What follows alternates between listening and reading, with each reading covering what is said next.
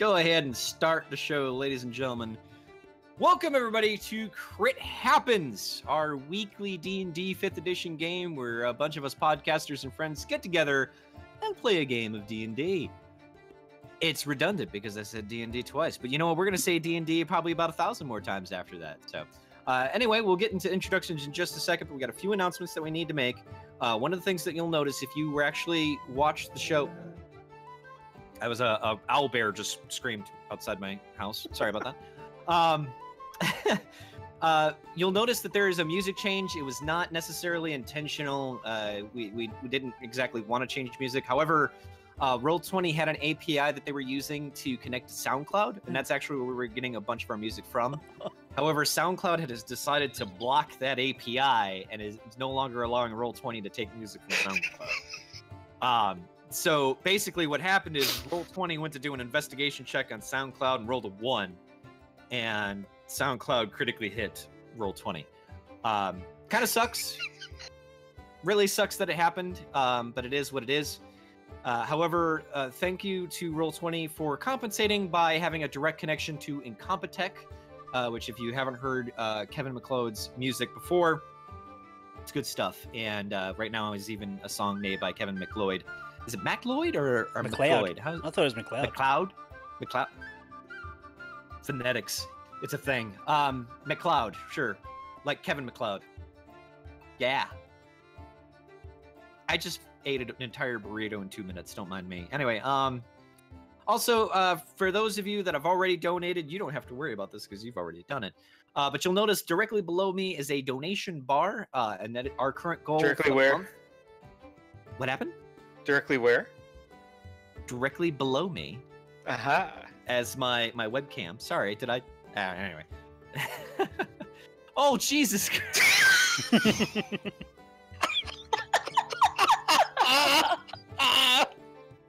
It's a bong. Oh, man. So good. So good. Oh, man. We've killed the DM already. The game hasn't started. How am I we supposed to can't talk? things. Oh my god. Alright. Jesus Christ. Stop drawing on the map. Seriously, or I'm gonna fuck. Alright. Alright, anyway. I gotta like talk about a charity. You guys are drawing dicks on the map. That's... Welcome to Crit Happens. You said blow me. I said below. Below. Dang it. Anyway. We'll never get away from this. Anyway, I'm gonna have to edit that out now.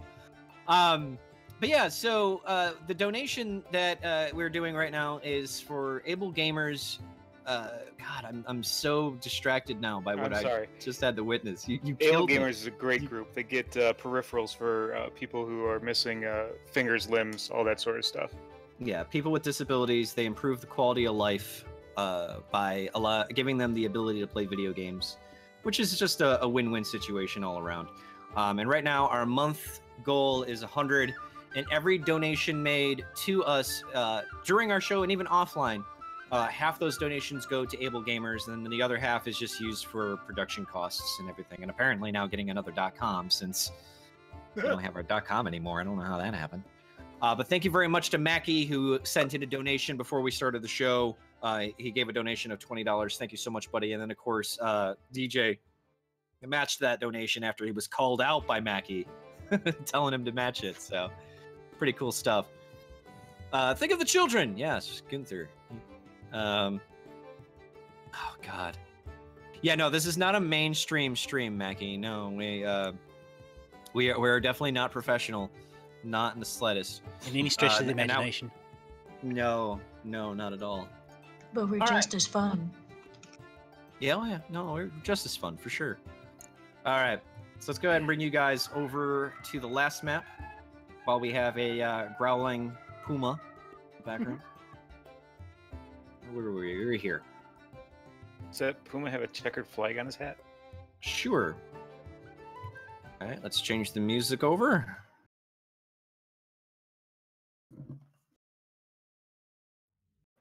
Okay. So who wants to say what happened last time? In a world. I'm totally fine with you using that voice if you like. Yes. Well, you see some people. They started over here, then they went around to this side, and then there's this guy through the door. Then they were like, "Oh, the door's all broken over here." Get off the drawing tool, man. Okay. Come on. I don't know. This isn't freaking Madden. We're not playing fantasy football. Come on. And they were like, "Boom!" Tenactin. Stuff acted, connected. So we pretty much went into this crypt looking for trouble, looking for rats, dire rats with big teeth. And then our in-house door opener got a little overzealous and found some sort of a spell slinger. And then we all hid like pansies behind the door frame. And finally, was it Tana? No, I think Who it was went in? Wild. It was wild. Okay, yeah. We threw the mage all the forth. meat shields. Your wizard went in there. Yeah, Right. the wizard went in. Yeah. Finally, Wizards went fight in. wizards as long as they I was say. about to shove on my side, because you guys are pussies. I'm not gonna lie. I mean, he's just singing, magic missiles. Come on, you guys. It's like bee stings to you guys. No, I shot those up early. So, so now he's dead. As far as I think, we've all leveled, and there's a whole bunch more doors that we could possibly throw people through on the way out. Not a terrible amount of doors. There's a lot of destroyed Some. doors in this. There's still passages to go down. And it's coming out of our pay. We're getting too old for this S. Wait, we were getting paid for this? I thought we were blackmailed into this. You were blackmailed into it, but you also Little bit of both. were told that if you completed your task, you would get paid. There's compensation involved. So, did we frisk dead mage yet? Hold on. It sounds like the stream can't hear you guys. What the hell happened there? So you're gonna have to repeat that now that you've gone through it once. That was your test run. The thing is that I haven't changed any of the audio. I'm surprised that they can't hear you. And nobody said anything in the beginning. We didn't do a sound check like last time. The body's at the floor. Do I need to play some more? No, I don't need you to play anything. Keep I on need to rocking figure out in the why free all of a roll. sudden can't hear you on SoundCloud. I was playing Neil Young earlier. There we go. Try talking. Talking. Talking. Talking. Talking. Test, Talking. test. Hello. Balls. Yeah, just wait for the stream Now to we catch wait. It's very curious. I don't know why it's not picking it up. Chat says they only hear the main guy, so that's Yeah, which is me, because you don't have to hear me through Discord. I'm being piped in directly. Guys, we have to cup our hands around the mic. Oh, so it sounds like this? More like this. All right, I'm trying to figure this out, guys. I'm sorry about that. You may have an Yeah. issue like I had a few days ago with Hello? OBS if you're using that. I am using OBS, but I've never had this issue before. Neither Make of sure you. there's What a- did you deal with? Exactly When what I you're went- going through. When I went to record a local, it had lost all the audio properties on mine. And then you know what? I he think I ended know up what's going on. I think I know what's going on. like it dumped my mic and everything. I may have to stop the stream for a second, guys, but we'll be right back. I apologize. After these messages. We'll be right back. I had to switch to, Oh, to the brought studio. back childhood memories. Which sucked. No, I think the problem is that it's taking the audio from something else. Let's all go to the lobby. Let's all go to the lobby. Let's all go to the lobby And have some and good buy fun. ourselves some snacks.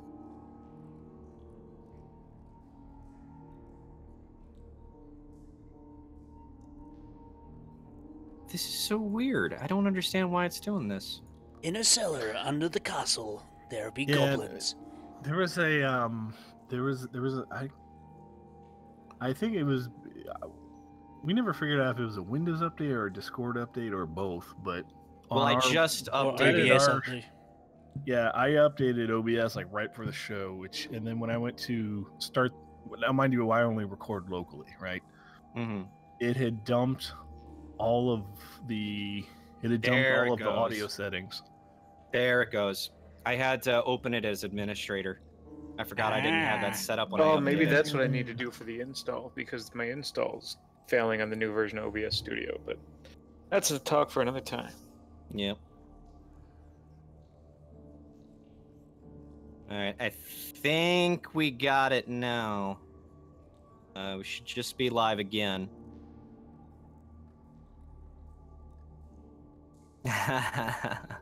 Audio technical difficulties. Go ahead and talk, guys. I think we're back live. Yay, No, we're we're not back. talking. Testing, testing. Balls. Ah! I'm gonna unmute. Visited host mode. What that means? I don't know. I don't know That's either. new. Yay, it's working. It is working. Oh Yep, god, I just yes. heard us all. Cool. Muted. Paused. All right. Yay! Thanks, live chat, for letting me know as we started the game. That You missed happened. my awesome recap where I we did it know. with tough acting and acting. So now all the All scribbles make completely no sense. lies and Well, slander. here, let's restart some of the intro. Just because I mean there's a lot that I need to go through anyway that I didn't do when we originally did it. We're not going to do the full intro, but I didn't introduce you guys, which is something that I No, should. you have done. didn't. You did Oh, I skip would that have. part. We would have known right then. I swear to you guys, we are trying to be a bit more professional and failing miserably. Locks, you're fine, man. Don't worry about it. The thing is, like, I'm blaming live chat because I don't want to blame myself. It has nothing to do with you guys. You guys We're are fine. all in his head. We're all figments of his imagination. Anyway, okay. But yeah, so let's quickly introduce our players since I failed to do so originally. I am Scott Vyper. I am your dungeon master for this evening. Playing Adotyln Joysword, the half-elf bard, is DJPimpDaddy from XPQuest.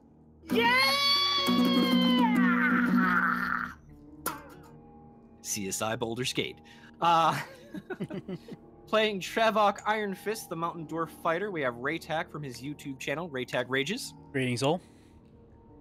the calmest man in raging history. We have Octavius, the human cleric, played by Merc. Hey, how's it going? Ownka, the half-orc sorceress and barbarian, played by Tanakila from Gat. Good evening. It's getting rageful on us. We also have Jarif Sarah, the high elf wizard, played by WildStarOrion. Evening. And of course, last but most certainly not least, the Doorsbane, Urth Windrivver, the human paladin, played by Randark from Return to the Retro. Or am I the dwarf's bane? Because they like to fly. Doors and dwarfs, fear the name of Urth Windrivver. And now that we've gotten that out, would anyone except for DJ like to recap what we've done? And DJ, since you actually did recap, I'm going to give you inspiration. Yes. I almost didn't want to give it to you because of your drawings, but I will give you inspiration. I drove the weed part, not the bong. But that was a bong, right? Sure. Sure. But anyone else want to recap for the live chat? Well, it was a dark and stormy night where there was a bar brawl that happened. And dwarfs got tossed, guards got crushed, Oh, yeah. and a good mass of people got rounded up and escorted off to prison. Not nearly getting to prison, they were absconded by some dignitary of... What city are we in? Water's Deep? Baldur's Gate? Baldur's Gate. In of Baldur's Gate to Or Baller's Gate, however you Baldur's wanna- Gate. And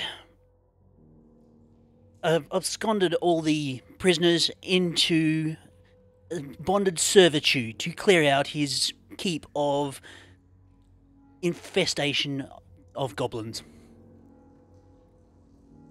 And here we are. Excellently done, Travok. I will also give you inspiration for doing that in a voice that I think was absolutely incredible. Thank you. Do you remember what inspiration does? Yes, I do. Excellent. All right. So when we last left off, Tanakila took this mage goblin by the throat and used shocking grasp and shocked this goblin to death after it was already incapacitated through hideous laughter casted by the bard. So basically, adding injury to insult, as I was corrected last week or 2 weeks ago. Literally. Yeah, very literally. And then you guys decided that you wanted to loot. So would you guys like to know the results of your looting? Yes. Yes. Nah. Yeah, go ahead. Okay. You found a whopping 3 pieces of silver. Woohoo! Yay! Divvy that out how you must. I believe if I look back at my log, the person who did that search was Mercer. You were the one that found that silver, so you can divvy that out. I'm sorry, Octavius. My apologies. I gotta get back into the mindset of calling you guys by your character names. Breaking fourth wall. I know, I'm a bad DM. But yeah, Octavius, you found those 3 pieces of silver. You also find a dagger, and the dagger has a slight tinge of red on the blade, but the blade itself is kind of shiny. The handle is made by a very specific type of bronze that seems to almost feel a little warm to the touch. Are you going to pick it up, or are you going to tell people about it? I'll go ahead and pick it up. Okay. As you pick it up, you actually hear a voice in your head going, "Hey, what's going on?" I go, who said that? Hey, I put said down, nothing. stupid. Who's that? You do not hear this, Ownka. You hear, Only Octavius hears this. but you would have Sorry. heard him say, "Who said that?" Hey, man, don't hold me so hard. It kind of hurts. Uh-oh. What's Uh-oh, wrong? what? Well, is there more goblins around?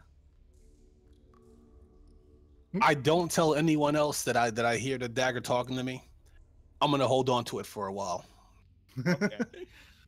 Hey, don't put me in the back. Oh. As you put him away, he stops talking to you.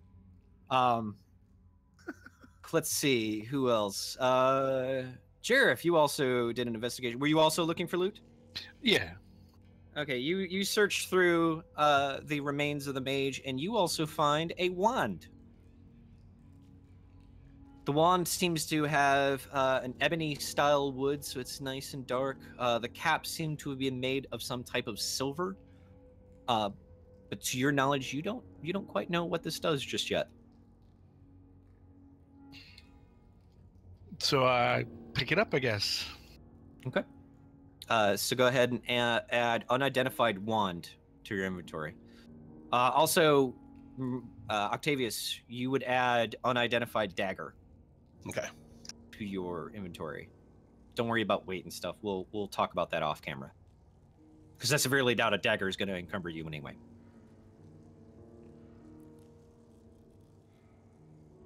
Let's see. Also, I believe Ownka, you were trying to loot the body as well? Yes. You find nothing. These guys have picked him clean. Damn. I do hope you'll be sharing that silver around. Don't worry. You guys will get your share. As soon as I figure out how to divide 3 pieces of silver among 6 people. You don't Nah, have don't any- worry about it. You don't have any The way to system exchange the is silver against into copper yet, so you might have to just hold on to it for now, or divvy out how you see fit. It's ultimately up to you. You found it, so you can also say, "Screw you guys, I'm keeping it." So Nah, it is ultimately up to you. I'll figure something out. That's Okay. alright, I'll hold you to your word, Paladin. Oh, He's the Cleric. cleric. Paladin, Cleric, whatever. Yeah, to you, all religious types are the same. Okay, was there anything else you guys wanted to do in this room? No, I'm good. behind I'd him? like to move into it. Are these Yeah, go pillars ahead. or barrels? These 3 or 4 things that you see in here, those are barrels. Let's Yeah, see I what's played inside enough the Zelda. barrels. Smash them. Okay. Well, no, I'm not going to make you do a perception on this one. So you look through these barrels, and a few of them do seem to have, like, cracked parts where if they did have contents in them, they unfortunately either leaked out or were taken. But one of them, which is this guy right next to Travok, actually is a cask of ale. Oh! Full cask. Yeah. I'm thinking the short rest, guys. Damn pores. Are you guys going to take a short rest and drink some ale? I like this idea.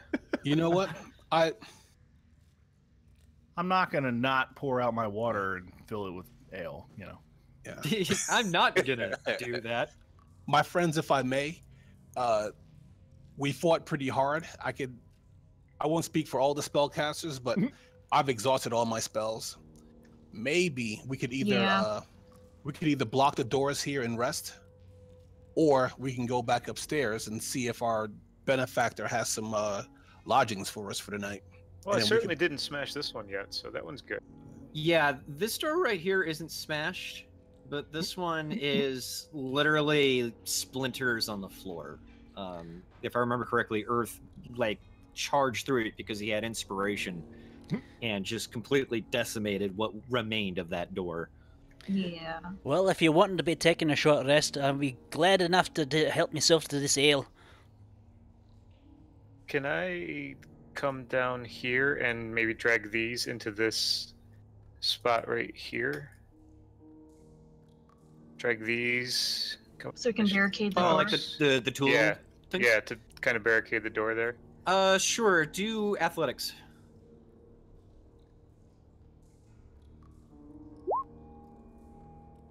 Yay. Oh yeah.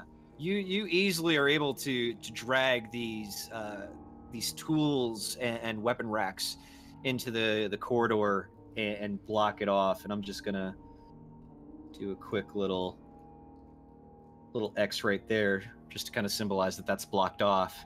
All right. I'm just gonna move a little bit closer to the fire pit. I'll use a better. There we go. Okay. So you guys are gonna go ahead and take a short rest? Sure. Now, And Right. get drunk. Yes. we don't How long regain is a short spells. rest? Yeah, we don't regain spells during a short rest, do we? Not unless it specifically says that you do. I don't think you do this early on. But You do get some abilities that you anybody can. need any healing, or are we good? Yeah, if you need to heal any, you can use your hit dice now to roll and regain that health. I could do a song of rest if it's a short rest. Yeah, they still would have to use a hit die to heal, Really? but your Song of Rest gives them additional health on top of that. Oh, okay. Okay, I'm gonna do that. You're probably not that busted up though, are you? He was unconscious last fight. So Yeah, but, he- but I got brought back pretty good. Okay. I don't remember because I accidentally ding leveled when I was doing level 2. So I just assume I'm around 5 and then ding or got 6. Yeah, so I'm around 11. I think I Okay, burned a so- healing spell on you, so Yeah, roll your hit dice to recover, and then add a 1d6. I don't Well, think I got hit last time, While I did I? sing you No, I a don't song think of you did. rest. No, you didn't. let the bodies hit the floor. Let the bodies hit the floor. Yeah. Oh, sure. That's awesome. Also, while we're taking this short rest, I want to say that live chat's hilarious. They've been talking about biting the coin and see if it's not silver plated, and if it is, there's probably chocolate inside. You guys are absolutely wonderful. I love It was reading poop. live chat. DJ. Guess what? It's not chocolate. Oh. Aw. You now gain disadvantage on all charisma checks. No, anyway. All right, so you guys have decided to take a short rest. So obviously, as you take that time, you can spend your hit dice to heal, add a d6 like the bard told you, and you're able to gain additional health back.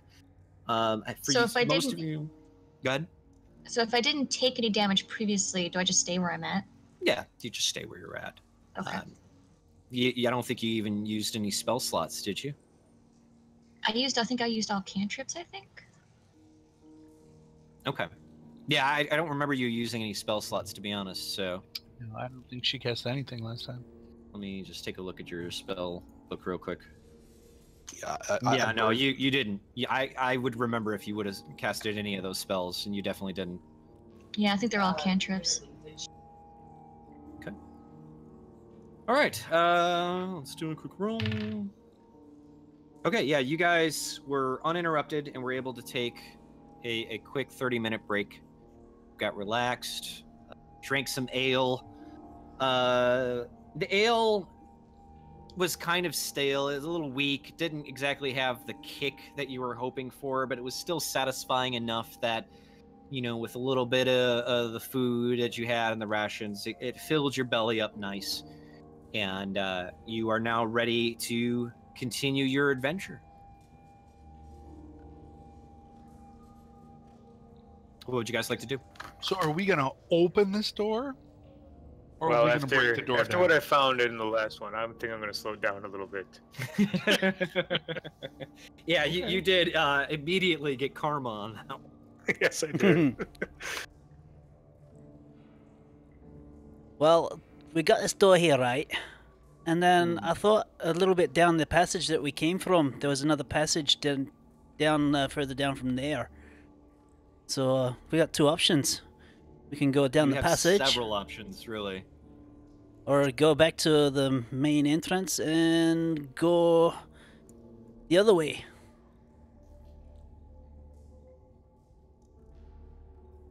I vote here.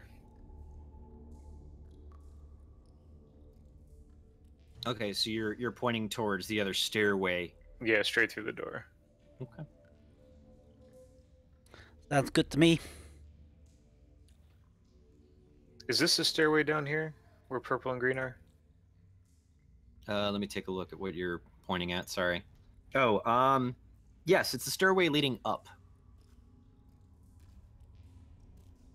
And an extra door, by the looks of things.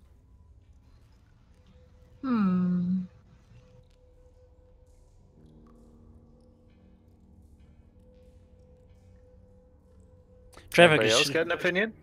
he just shrugs his shoulder. I had never been a I'm kind commander. of curious to see what's going on down there. So let's take a look. Yeah, I'm game for that. Oh, are there any torches on the wall that I could take? Helps if I unmute. There's a few unlit torches that are on the walls, and very sporadic locations along this main hallway here. You do see an occasional lit torch, but it looks like it's pretty much on the verge of fading out. If you would like, you could probably grab one of those torches and light it on the campfire. Which one of you idiots can't see in the dark? Me. I have dark vision. I will stab you. Same here. I'm gonna go ahead and grab one of the torches and light it on the campfire. Okay, I'm not gonna make you move your token for that. Just roll let's do survival on this one. If you set yourself on fire, Okay, the DC is super low on this one, so you're fine. Even though you rolled pretty good anyway, actually. So yeah, you were able to easily grab one of the unlit torches from the hallway in front of you, assuming that you're opening this door on the way out, mind you. Did you open that door? Yes. Okay, so that door is now officially open. It was not locked. It opened up naturally. And you grabbed a torch like immediately from the junction, was able to light it, and you guys now have a nice amount of light that covers about 60 feet in front of you. Okay.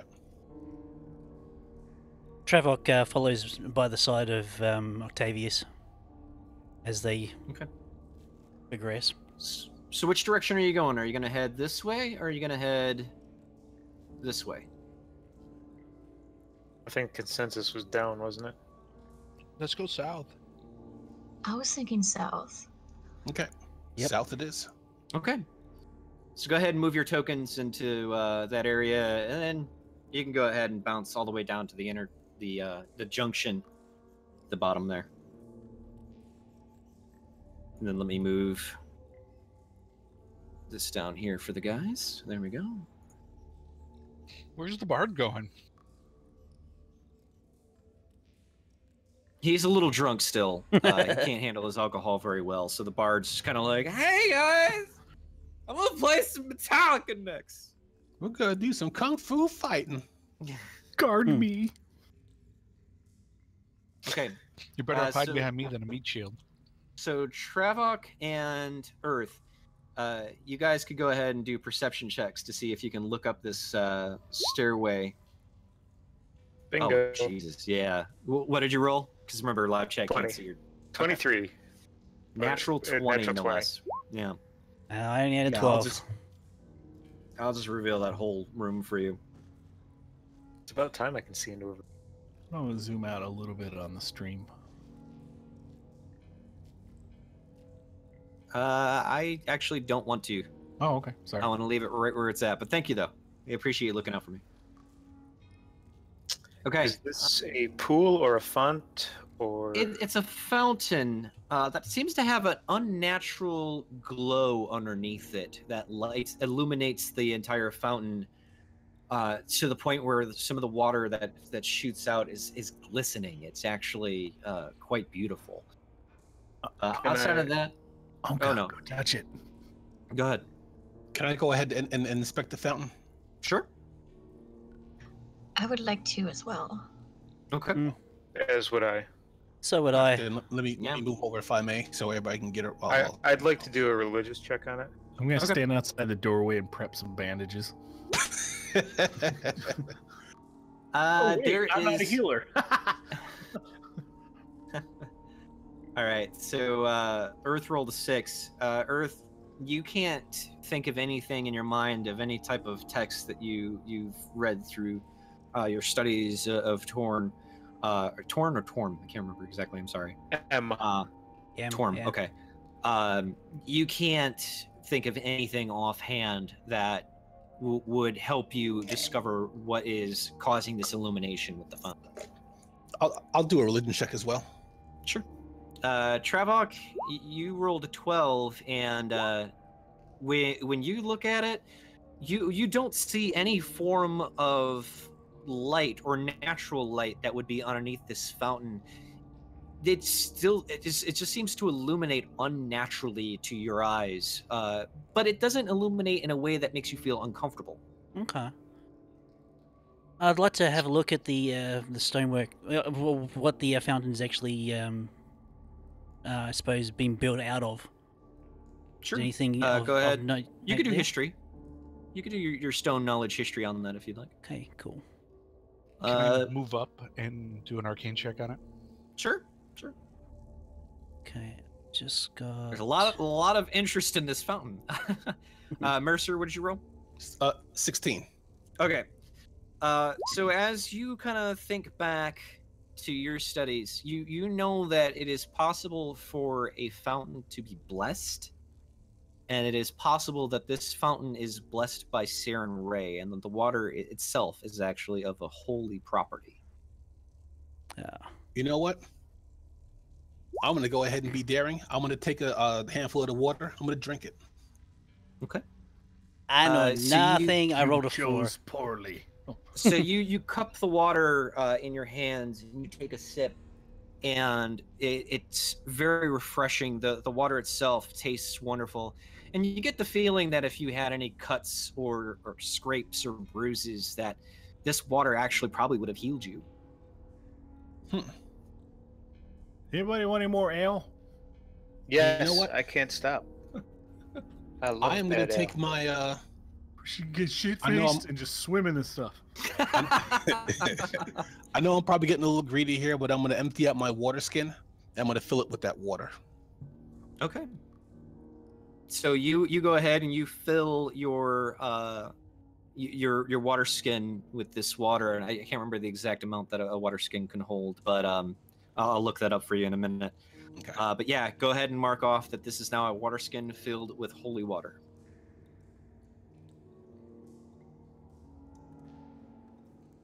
Can I follow suit with that? Sure.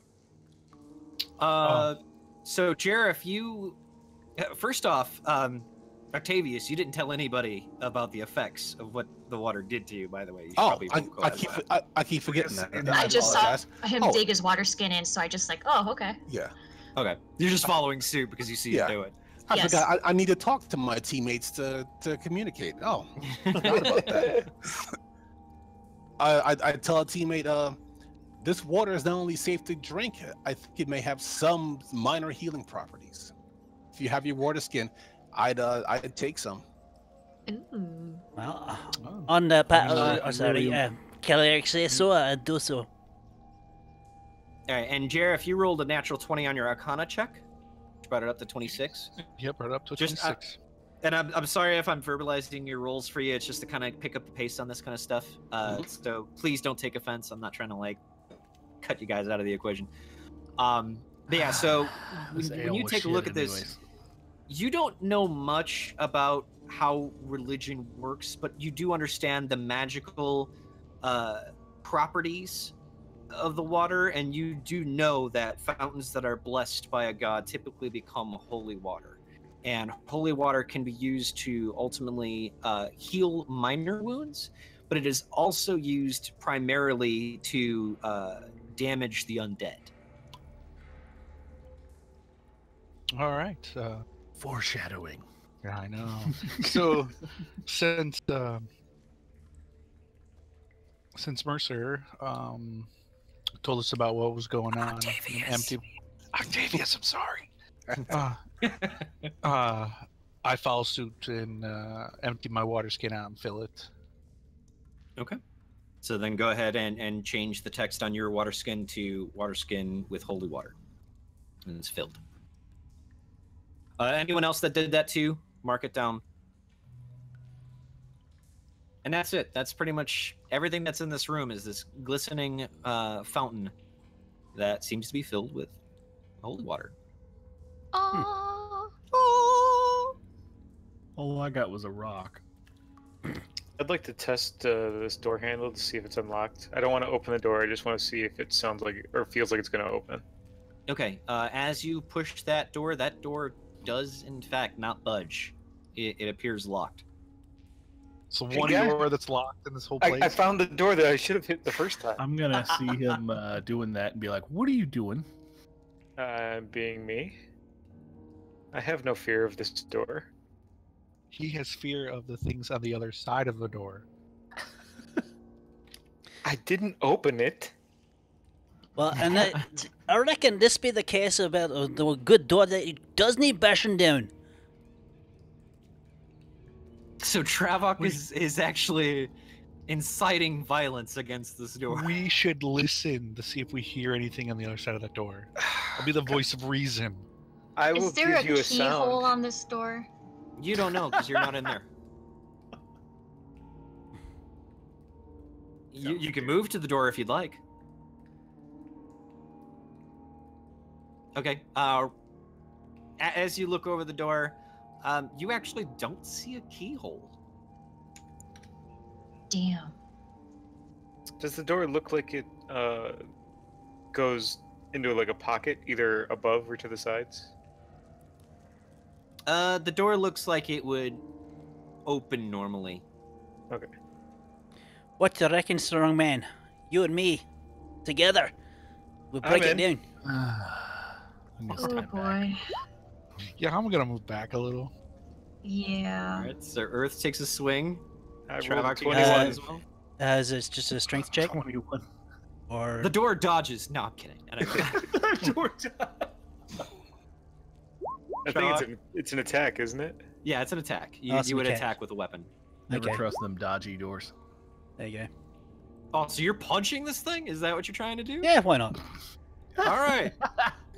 What'd you roll, Travok? I rolled a 22 and with 5 bludgeoning damage. Okay. Yeah, so you see Urth just take his battle axe. This is a familiar sight for you guys now, as he just dives his axe into it, and then Travok, applying additional strength in it, just takes his bare fist and just goes boom right through his side, and the door does cave in a bit, but it doesn't fully go down. But now that you can see through the opening that you guys have created, the door was barricaded. It wasn't necessarily locked. And you get the feeling that if you strike at this bundle again, it might collapse. Should we hit it? One more time. I don't know. I'll pull out my axe and do that instead. I hit it with a 15. Oh, Jesus. Not to be outdone. I hope you hit monsters that hard. I duck. So what did you roll? I crit rolled that and for 12 damage. Yeah, you guys obliterate this He barricade. rolled a 26. He obliterated it. Is it good against slashing? Yes, it resists against slashing damage. No, I'm kidding. So yeah, you guys just decimate this barricade. And I'm going to go ahead and reveal this area for you. You see a stairway leading down, and inside is what looks to be a room full of casts. More ale! Ho Don't be one of them floating eyeball-y things. Urth, as you run down the steps in glee, Yes. you do notice that there is a goblin on the floor that doesn't look like it's dead. It looks like it's heavily intoxicated. Awesome. This means it's good ale. I'd like to pour myself some, please. Doesn't mean it's good ale. He's like 2 feet tall. And I'm like 6, so I need more than he does. I'm coming up behind these guys. So unfortunately, there is a large variety of casks available to you. You see casks that have some form of labeling in a language you may not understand. What languages do you speak, Urth? Here, I may not have put that on here, but I grew up.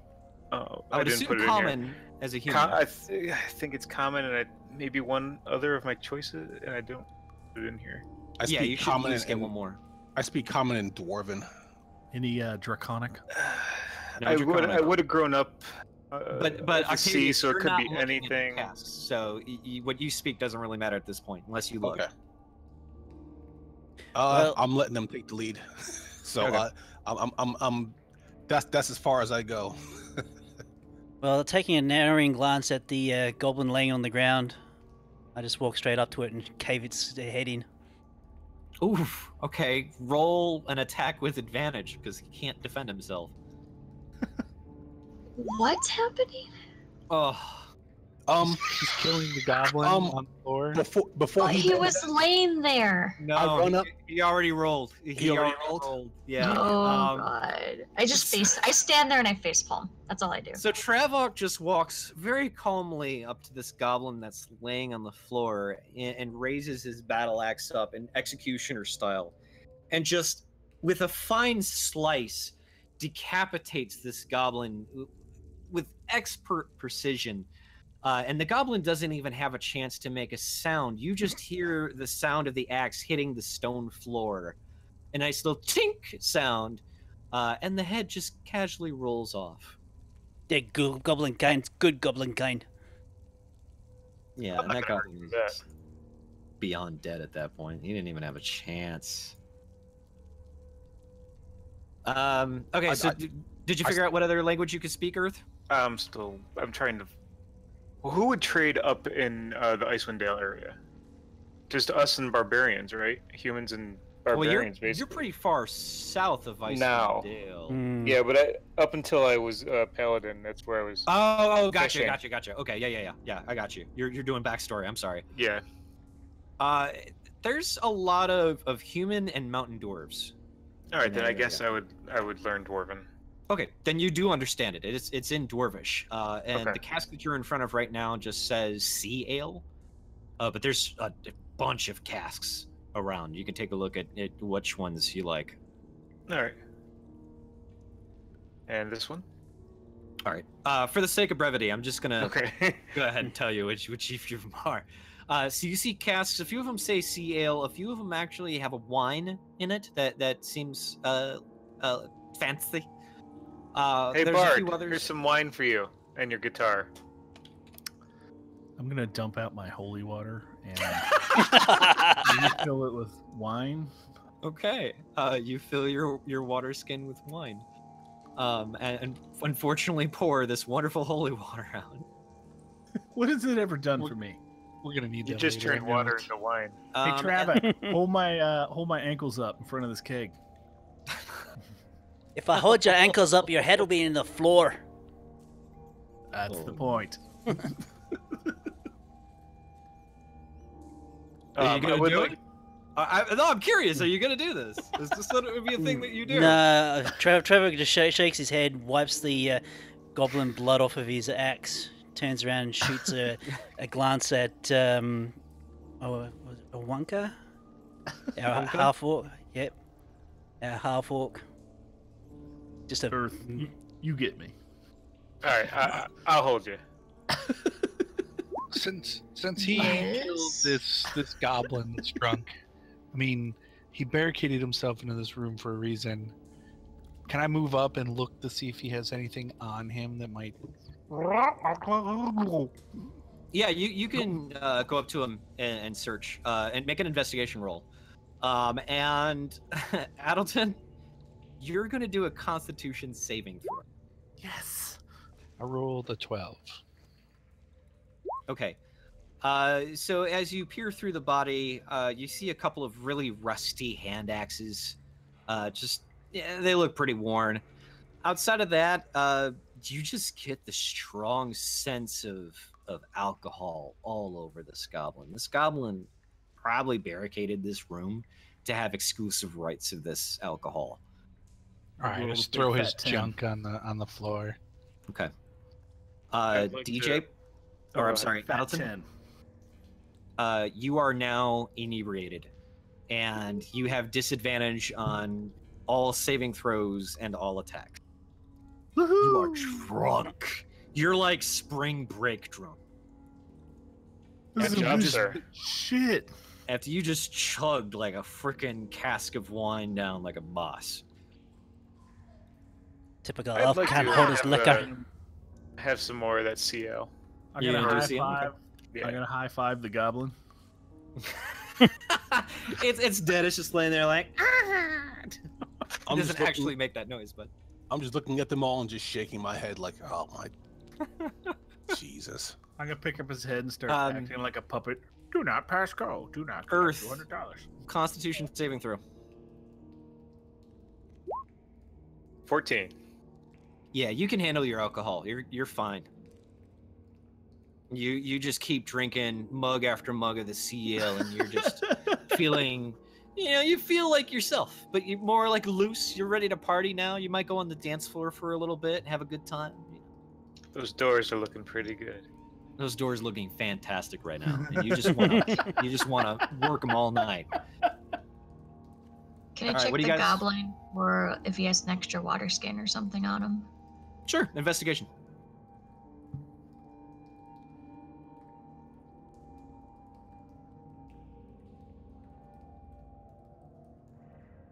As the Wonka's doing that, Travok just leans up against the door frame, just glowering. Glowering in the direction of your party or in the direction of the hallway? In the direction of the party. Okay. What'd you roll, Two Ownka? extremes right there. Oh God, you rolled a 1. Yeah. You just can't get over the scent of alcohol. You can't even bother to search him. It's just too much for you. He's so drenched, and now he has the stench of death kind of growing a bit on top of his already stinky body, because he obviously hasn't bathed in anything other than alcohol. Don't mess with my friend. Yeah, you can't even get yourself to search him. It's just too much for you. I'm just getting out of here. This is ridiculous. As you You're guys, ridiculous. As you guys are doing that, all of a sudden, what you feel to the east of you, this kind of vibration as all of a sudden you hear like this loud explosion that echoes through the hallways, and in the distance you also hear other little explosions going off as trails of dust seem to fall from the ceiling, and you're starting to feel a sense of urgency. And you did hear that explosion that seems closer to you than the other explosions to the east of you, which, Hey, for what? those of you that don't know your west and east, that is in that direction. Hey, What in the name of Torn is going on over there? I have you know that my mother's nowhere even near this place. Find that hard to believe, but I'd like to go check that out. Who's coming with me? I'll go with you. Fine. So you guys are ultimately, I'm not even going to make you roll perception on this because the explosion was just so goddamn loud. If you look to the right of you, you heard the explosion from that room where you see the circle popping up at. We're at Where's the circle? The room with the horseshoes. To the right of you. Oh, on the other side of the wall. Yep. I'm pulsing the circle for you. You guys can go ahead and move your tokens right over there. Well, in the room? Yeah, go ahead and move it in the room. Let me go ahead and move live chat over. I'm actually gonna zoom out just a little bit. Oh, this is the room where the floor was all messed up in last time. The one of the walls, yeah. Okay. Make sure live chat gets a good view. It does. The patchwork of the wall is now in pieces. You see it littered all throughout the floor, and this area is now an opening. And are you guys going to go ahead and peer through it? That was the magical key. That's not Yeah. good. Everything fun. I ready my axe and shield and just peer my head around the corner. There. Are you trying? You're just peering your head around the corner? You're not like. Okay. Do a stealth check. Okay. Good I'm luck gonna with stare that. This is butt at in front of disadvantage me. because I've got chainmail. Yeah. You still rolled really well. Though. Oh my goodness. What was your lowest roll? My lowest roll is 19. So yeah, you're able to peer through that hole with no issue, and you begin to see a cavernous environment. And that environment is looking a little full. And obviously, based on where I am, I stepped over in front of everything. I will also be equipping my battle axe and shield. Okay. Yeah. Yeah, if you want to change your armor out now, go ahead. They don't notice you yet. I'm just gonna stare at the butt that's in front of me. I'm just gonna ready my bow. I guess I see them readying their weapons. Well, I can't see anything. I'm in the hallway, so. Hey, Mackie. I'm assuming you're still around, buddy? Let me know in live chat.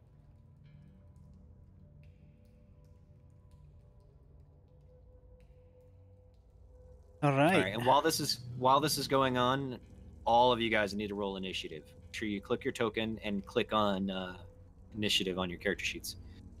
Mackie, since you've been awesome donation-wise, I'm gonna go ahead and throw this at you. Go ahead and give me any name whatsoever for a goblin. Oh hell yeah! I'm gonna let you name this one, bud, because you've just been amazing at donations so far. Someone's saying this. Yeah, I matched, so I'm gonna name him the Sissy Bringer. Well, I know the stream's going on because Mackie responded to me. He's thinking. He's thinking. Yeah, it's fine.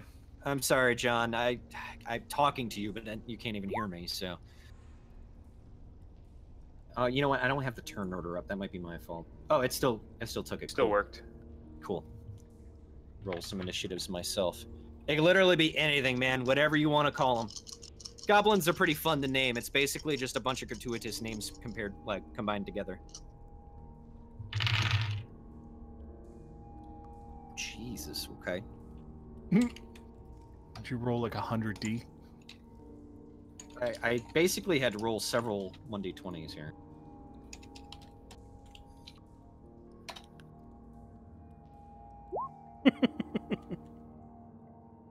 Give me a name, Mackie. Come on, buddy. Give me anything. Okay, cool. So yeah, you guys gear up and ready. Are you gonna let your presence known, or are you gonna keep preparing? I don't know why that word was hard for me to say today. Since our meat shields were so reluctant last time, and I stood in the doorway and took the beat down. only after we like pushed you in front of the door. She Last time I got pushed should anyway. glance over to I'm gonna move over to between the dwarf and human. I guess I'm gonna defer because I don't really know what's going on yet.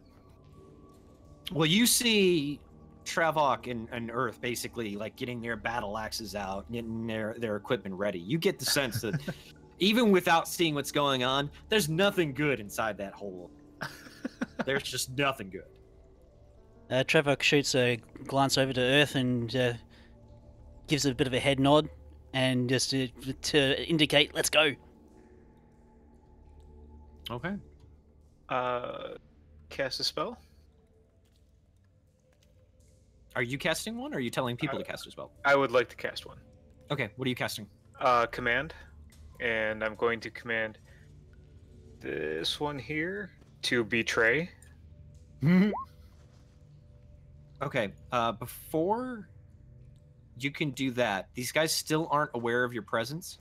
So by beginning to cast a spell, you are essentially making your presence known. Is that what you want to do, or Yes, that's fine. Okay. So yeah, as soon as you begin talking, the rest of these guys start turning around, and you're casting command. Yep, and my one word is betray. Okay, and it's to this guy right here. Nope. God damn. On the marker here. That guy? Yeah. Okay. Okay. And you will find out the result of that in just a sec. However, as you guys step in, you now hear an over-resounding cry of "Rah!" as these goblins are now aware of your presence, and they're raising their shields and their swords and their weapons and being screaming. And then you hear from the guy in the back, this guy right here, he screams, more people to kill! Ah! I am Tukumb, and I will rule Baldur's Gate for all goblin kind! I don't want to laugh, but really? God, Travok no. winces. Oh boy. That's a goblin with lofty goals.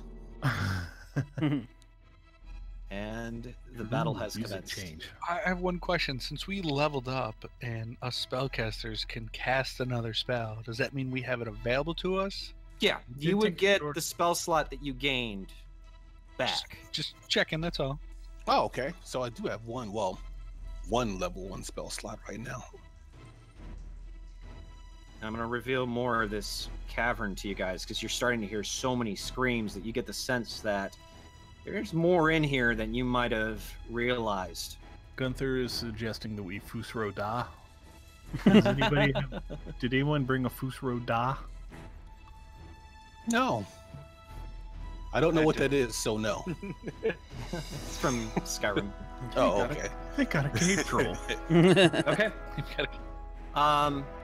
So the first one up is Adotyln. You're hearing all these goblin screams coming from the wall, and the cry of Tukumb, who's basically using the cellar as his forward operating base to launch an attack. I'm going to get out of the way and defer my action, I guess. All right, yeah. I'll Do you want to move. hold your action? Yeah, I'll hold my action. Am Okay, I then stay blocking in the place. door though? No. Octavius will be able to move around you. Yeah.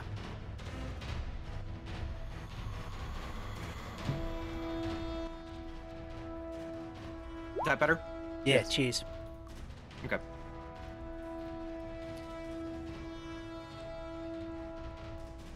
Okay, so next up is Octavius. What are you doing, Octavius? I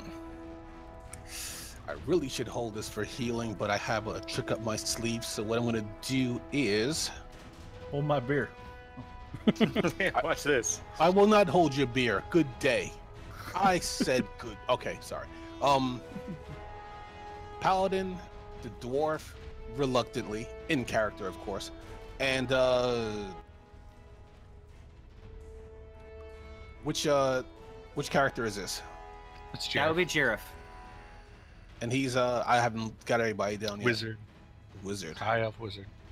All right, you know what? Those three. I'm gonna cast bless on them. Okay. Okay, so whenever you guys make an attack roll or a saving throw before the spell ends, the target can roll an additional d4 and add that number to the roll if you're doing an attack or saving throw. So, but you only get that. You can only do that once. Okay. That doesn't happen on everyone. Does or it every single roll you do.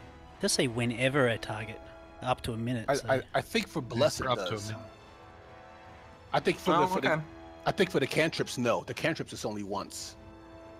Okay, yeah, no, it does say whenever. Okay, then yeah, you would get it for the full minute, providing he keeps concentration. Okay. Spell. Awesome. We're gonna wreck some goblins. Okay. Is that all you want to do, or do you want to move? Actually, well, I'll stay put for now. That's Okay. an action, so no, I can't do anything. Okay. So can I take my turn now? Do you want to do your turn now? Yeah. Yeah, you can go ahead and take in your move. Yeah, Or I'm your just action. Well, I'm actually gonna do some bardic inspiration on Travok. Okay. Oh, So you're gonna do a song for him, or are you just gonna give him a little inspiration? Fine. Because it is a song. I mean, if you do bardic inspiration, you got to perform for him.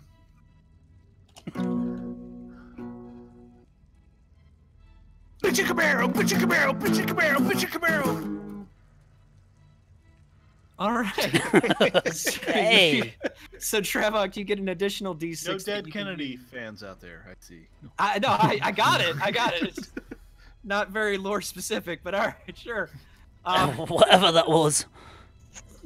So this bar's just rocking out for you, and you get an additional d6 that you can use on, I believe, an attack, skill check, and or saving throw. And that's a one-time thing. Go Okay. nuts. Have fun Right. with it.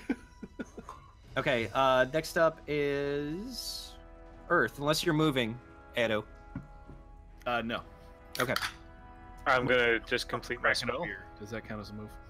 Well, the spell you started when you, it was kind of like a bonus round thing, because they weren't aware of Okay. it. So the spell's casted. That's done. But you Fair. don't know the effects of it yet, because it hasn't been his turn. All right. Let me see here. Cool. I want to move there. Okay. And my speed is 30, so that's the. If I just move more than 5 feet, that's my whole turn, or how does that work? Well, Can your I speed still is attack? 30. Oh, yeah. No, the Okay. movement is its own individual action. You still have a bonus action and a regular action that you can use. All right. I will smash him with my axe. Okay. And I rolled a 9. That unfortunately misses. You run up to this goblin and you take a swing with the battle axe, and he has just enough wherewithal to kind of dodge to the side, and the axe just kind of swoops past him, and he kind of gives you this really rotten teeth snarl and goes, "Nah!" and he's ready to bite your head off. Holy shit, he missed. Can I move the rest of my? With his +4, he missed. You can move your 5 no, feet if you no, you want, didn't- but you didn't have roll. now engaged with him. Oh, and he's gonna get it. No, you, Okay. Earth, you didn't roll your plus D4 for your attack roll. Oh, It's already been resolved, so yeah, I've already said what happened. So Oh, okay. the next time, remember that you can add a D4 to it. So Okay. neener. Yeah, you gotta try and remember that stuff when we're going through, because I'm not gonna retcon everything. So. Yep, that's cool. But thank you, Travok, for pointing that out. Yeah, make sure to use your D4 when you can. Although to be honest, the little DM foreshadowing, it probably wouldn't have helped too much anyway. That was a pretty low roll. Okay, next up is a few of the goblins, and this guy is going to move to Urth. He's going to take a swing. What's your AC, Urth? 18. It misses. So he swings at you, and you're just easily like deflect it with your shield. Just common stuff for you. You fought many doors. There's nothing a goblin can do that a door can't. This goblin steps out of the cavern, and he's going to take a shot at you, Urth. And again, misses. He takes a shot, and you're easily able to catch it with your shield. But you got this arrow or this bolt sticking out of your shield now. It makes you a little uncomfortable. This guy right here, it's his turn. And all of a sudden, he kind of turns this way. And against his better judgment, he's going to swing at the back of that goblin. What a dick. I think he's flanking. We're good. And he hits. Yeah.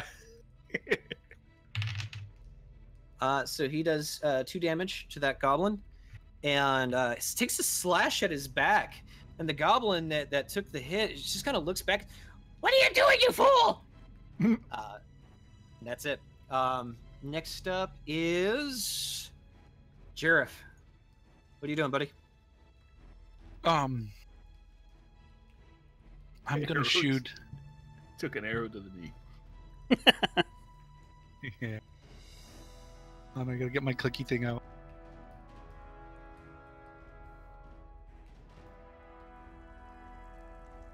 This guy right here that was attacking Urth. Mm-hmm. I'm gonna shoot him with my bow. Okay. So go ahead and roll with your bow.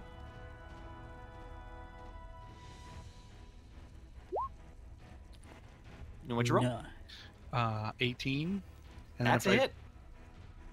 That is a hit. He takes 5 points of damage. Okay. So you just knock that arrow, and with elven grace, just release it, and the arrow goes right into the goblin's side, and all of a sudden you just hear this "ah!" as he just takes an arrow deep into his side. He's not down, but he's bleeding. He's hurt. Next up is some of the goblins back here. This guy he just saw this goblin slash at his friend, and goblins are too stupid to know that spells can make people do things like that, so he's going to slash at the traitor. And critically hits. Jesus. Just can't find good traders anymore. I know. They don't even last. So you, Urth, you all of a sudden see this goblin to the side, like just a little bit to the side of you, just gets sliced in half, and he's dead. He is gone. Awesome. All right. Friendly fire. Yeah. I just wanted to make sure you did a wisdom save for that guy. Oh, he's dead. He's not wisdom saving anything. No, but okay. But yeah, no, I know at the end of the turn he's got to do a wisdom saving throw. But these guys, Oh, it's a okay. it's so low, it's not even worth it. All right, so this guy in the back is here. He's gonna move about that far. That's about all he can move, though. This guy's up next. He's gonna move right about here. Let's see. This mage is gonna move up to here, and he's gonna cast Fire Bolt to Urth. Sorry, and Urth. misses. Oh, I thought he and- moved up that far. No, Someone's he was measuring. Oh, yeah, that was No. me. And misses. You see this fireball whiz past you, or fire bolt. I'm sorry. There is a huge difference between the two. You see this firebolt whiz past you, and you're just easily knocked your head to the side, and the thing that just goes right past you, and you see little flickers of ember bounce off the wall, but nothing that your armor can't withstand. Next up is Travok. Right. I'll be moving there. And attacking this goblin here. Okay, go ahead and roll. Nothing particularly special. That's the battle axe roll to hit. I think that would have hit anyway, but I'm going to roll the d4 for my bless. Okay. With an extra point. So bumps it up to 18. Yeah, that hits. And so you get the 6 damage. You wouldn't get the plus 2 because that's from the crit.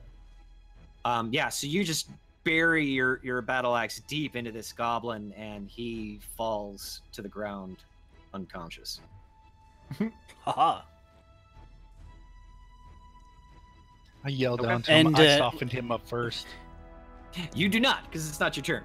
And while it goes down, I'll look over to Urth and say, "Stick by me, lad. I'll protect ya."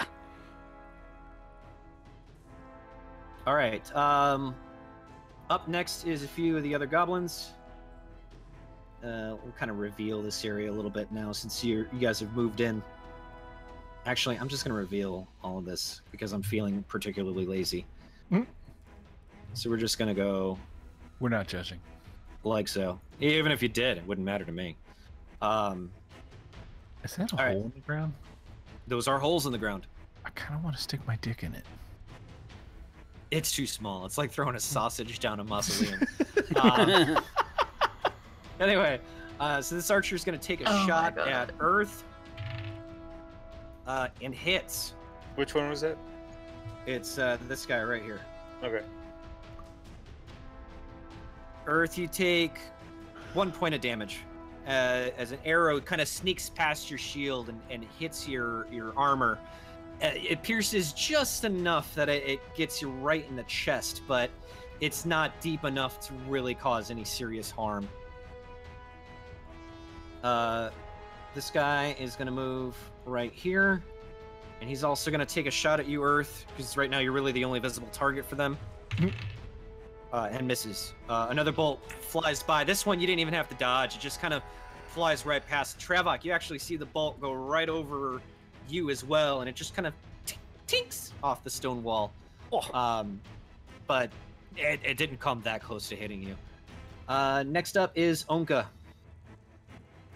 Ownka.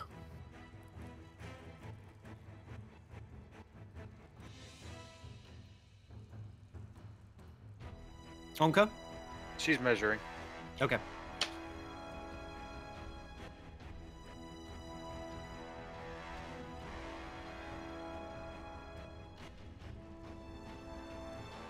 Okay, I'm gonna move closer and aim at one of the goblins. Okay.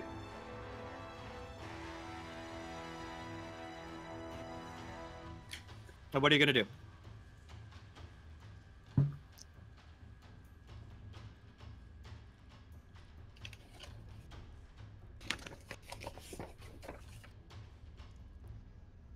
Firebolt.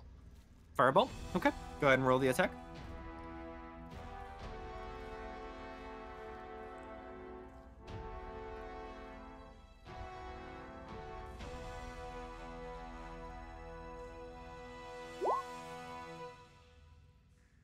Oh, jeez. Oh, man. All right. Holy What did you roll? cow. I'll ask you because I want you to have the excitement for this. 24. A natural 20. So which one are you aiming at again?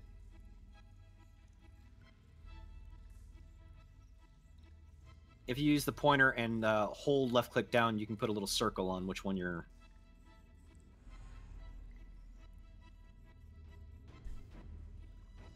Okay. So yeah, you just summon Hell's Inferno in your hand and launch it with the greatest of ease. And this fireball travels so fast that it just whizzes right past you, Travok. You don't even get to see exactly what it was that whizzed past you. And it lands square in the face of this goblin, and he just eats it and unfortunately bursts into flames, and you just see little bits of goblin meat just flying all over, and he is done. Travok actually, as it goes by over his shoulder, shrinks away from the magic being thrown over him. Doesn't seem to like it that much. Okay, yeah. So you're a little uncomfortable after seeing that go by. All right. Next up is Tukumb. And Tukumb is going to go ahead and rush in. Oh, shit. Tukumb's Russian? Da, comrade! and he's gonna swing at Travok with 2 daggers. I have fighting style protection. I impose a disadvantage on attack rolls against someone other than me if I am within 5 feet of the defender and can see the attacker. Okay, you are facing away from him, but I'm still gonna allow this because he's kind of like right at the corner of your eye. You can barely visibly see it, but I'll give it to you anyway. So he actually would normally roll because he's gonna get advantage on this since this is his first action, but he doesn't get that advantage anymore because of your fighting style. Okay, Nice, so one of them is an 18. Does that hit? Armor class is 18. Okay, so that does hit, just barely, but it does. Mhm. And then the second dagger is a natural 20. Oh, he does. Well, no, he doesn't get disadvantage on it because he would have had advantage prior. Okay, so you take 1 damage as one of the daggers just slices, and it's actually quite surprising how quick that he is. Just slices right at your leg, and you kind of take a second to go, as you feel a slight sting on your knee. And while you kind of lower yourself a little bit, he takes another dagger and he swipes at your face and does 4 damage. So you take a total of 5 damage Jesus. with the 2 Oh. daggers. Not good. He's a feisty one. And he just gives you this goblin roar and as he screams at you at the most ferocity that he possibly can. And let's see. This guy hasn't moved yet, so we're just going to move him about here. That's about as far as he can get. And he's just going to get ready. And that's it. Ado, it's your turn again. I will move over here. I guess I'm going to cast Hideous Laughter on Douche Canoe here. Okay. What kind of saving throw is that again? Let's see. Wisdom. Wisdom. Okay. What's your spell save DC? 13. Oh, he just made it. He rolled an 18, and with his -3 Wisdom modifier, it came down to about 15. So he could have really missed that. But no, he's fine. Does that still take? No, he doesn't take psychic damage. No, yeah, he's fine. Okay, so unfortunately that didn't work out. Anything else you want to try and do while you're there, or are you going to continue to hide in the original room? If can I do Bardic Inspiration? Because it says it's a bonus action. Yeah, it's a bonus action. You can inspire somebody if you'd like. I will inspire Urth.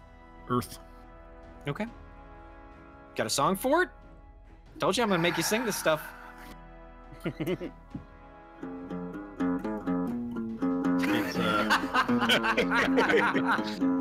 It's 300 miles to Chicago. I got a half pack of cigarettes, full tank of gas. I'm wearing sunglasses, and it's dark out. Hit it. Hit it. Let's go. Oh, I had the wrong line. Urth, you've never heard of the foreign land of Chicago, but you still feel inspired nonetheless. So you now have another D6 that you can use when you make a roll. Any roll? Any roll, an attack roll, saving throw, or Okay. a skill check. Not damage. Those, damage. now these bardic inspirations do expire after a while, so you do want to use them while you have them. So just we have a like mark it D4. off on your character sheet to remind yourself or something of the sort. Mhm. Or just put Okay. a dice in front of you. Yeah, that works too. That's what I'm doing. I have a D4 and a D6 in front of me. Cool. Or you could Alright, add it to your token some way, somehow, some fashion maybe. Sure, we could probably do that. We'll put this heart on there. Ooh. To remind you. Okay. I'm inspired. Since we're using that. There we go. Yeah, there you go. We'll put the heart on there. You got a little love. Okay. You're gonna have to remind me because I'll forget what that heart means. I'm not gonna lie to you. I am not even gonna lie. Yay. All right. Next up is Octavius. Okay. I'm going to move down here. And I'm going to cast Meteor. No, I don't have that spell. I'm going to... It's like, wow. You're gonna kill everybody. I love it. What are you doing? I'm gonna use my crossbow against this guy. Okay, are you gonna drop your torch and I'm assuming you had like a mace with you? I didn't have my mace out, but I did still have the torch in my hand. So okay, yes, so you're gonna have to drop the torch in order to wield your crossbow, because the crossbow's two-handed. That's perfectly fine. Okay, so you just drop the torch to the ground and you pull out your crossbow and you get ready to take your shot. Go ahead.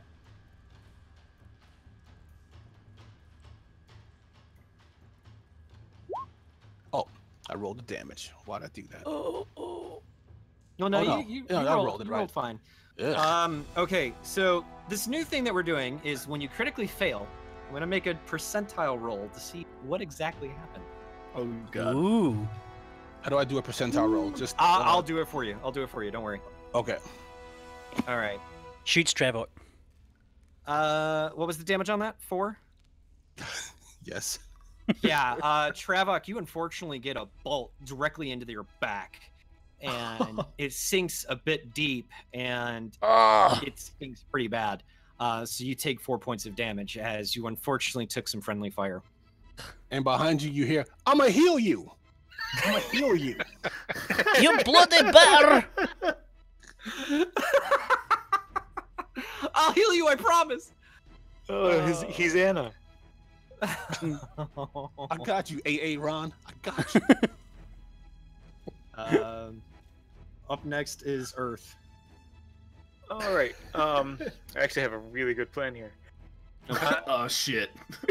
Yeah, that can drunk go guy anyways. has a good plan. I want to move here. I know it's gonna cost me an attack. Yep. Let me resolve that real quick. Does He protection rolled a 4. He does not hit you. All right. I would then want to cast Thundering Smite, or Thunderous Smite, Okay. as my bonus action.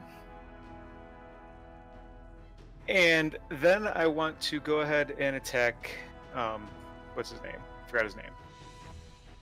Tukumb. All right. So let's hope for good rolls. Yeah, I rolled a 24. Oh yeah, you freaking smack this guy hard. So for the rest of you guys, all of a sudden you see this thunderous wave of electricity flow through his battle axe from his hand. You know, it just creates this strange arc of lightning, and he takes his axe and swings it across the chest of Tukumb, and does quite a bit of damage. And you see that arc of lightning flow through Tukumb, and Tukumb actually does make his strength saving throw, so he stays in place, but he's bleeding. It hurt him pretty bad. Is there anything else you wanted to do there, bud? That's pretty much everything I can do.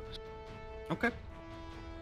So next up is one of the orcs, or not orcs, God, sorry, goblins. Been upgraded. What?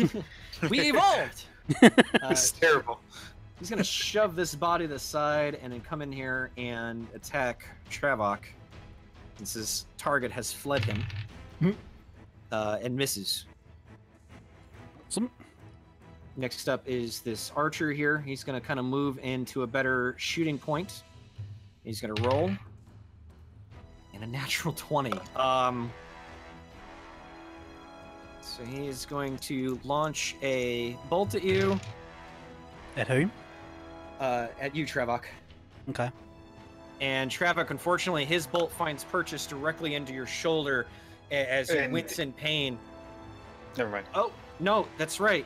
You know what? No, you're right. He gets disadvantage because I'm there. you're looking in that direction. Hold on. Before I announce the damage. Okay. He still hits, but it's not a critical, so I have to take one of those dice away. Or let me just re-roll this dice. Okay. So you would have originally have taken 10 points of damage, but now you only take 3. Nice. So this arrow still finds purchase in your shoulder, but it just wasn't as deep as it was originally going to be if it wasn't for Urth's just overpowerful presence that seems to protect you. Damn. Let's see. Okay. Next up is Jarif. I am gonna use my magic empowerment from my level up Okay. to take out the mage. So Okay. I'm gonna shoot at him with magic missile. Okay. Are you doing all 3 bolts? To Oh him? yeah, full blast in the face. Okay. Unfortunately, as a reaction, he's able to counterspell you and does so.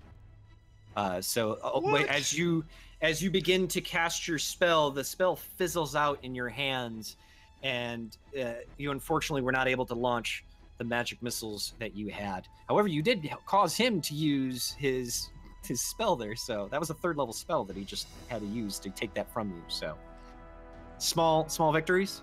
Small But victory. unfortunately, you didn't get to do your magic missile. Is there anything else you'd like to do? No, I'm good. All right, so just to, again, because he can't do this now, just to tell you, he was going to use Fireball, and you just stopped him from doing that by making him use that spell That's good. slot. And Fireball is 8d6 damage. Yeah, Oh, and it's seven. area effect too. So he And basically we're all just together. he just saved you guys. So before you think, oh god, I just wasted a turn, no, you actually just saved the party. No, I didn't use the spell. Yeah. So, all right. Next up now is a few of the other goblins. This goblin was going to cast Fireball, but now he can't. So instead, he's going to do Magic Missile himself, and he's going to give 1 to Travok, 1 to Urth, and then 1 to Ownka, because those are just the only visible targets he has. So, Travok, you take 4 points of force damage. Ouch. Urth, you take 2 points of force damage. And Ownka, you take 4 points of force damage. As you just see 3 of these magic missiles curve around all the other goblins and find purchase directly upon your chests. And force almost knocks you back, but you're sturdy enough to kind of remain in place. Next up is this goblin right here. And he's going to move into position and take a shot at disadvantage at Travok because he's super close. Actually, he would get double disadvantage because of Earth's My ability. Yeah. So I'm going to make him roll 3 times, even though that's not technically in the rules.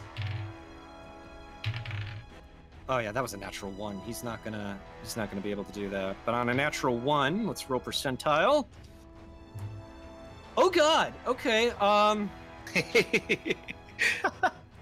So he knocks his arrow and he shoots it with the intended target of Travok. However, he actually gets a headshot on the goblin that's in front of him. And the goblin just kind of falls forward and dead. Boom. Headshot. And that's what happens when you roll a critical fail. Shit gets real. All right. Next up is this crossbow guy. He's going to remain in place. He has just enough of a visual to hit Travok. But just so you know, Travok, because you have about half cover, your AC is +3. So keep that in mind with your AC from his shot. And he has a 19, which I think with your +3, that's not going to be enough. That'll be put at 21, yeah. Yeah, then he doesn't hit you. All right. Next up is you, Travok. Travok turns around and says, "I need that bloody healing," and then takes his axe and just buries it in this puffed up goblin leader, whatever he is, Tukumb, with his bardic inspiration, and hopefully does some pretty nice damage. Okay, I hope so too. So rolls and rolls a d6. It's still a critical fail though, so I gotta roll. No, okay, Percentage. damn it. Okay, that one's not so bad. I need you to roll a strength saving throw. Okay. What'd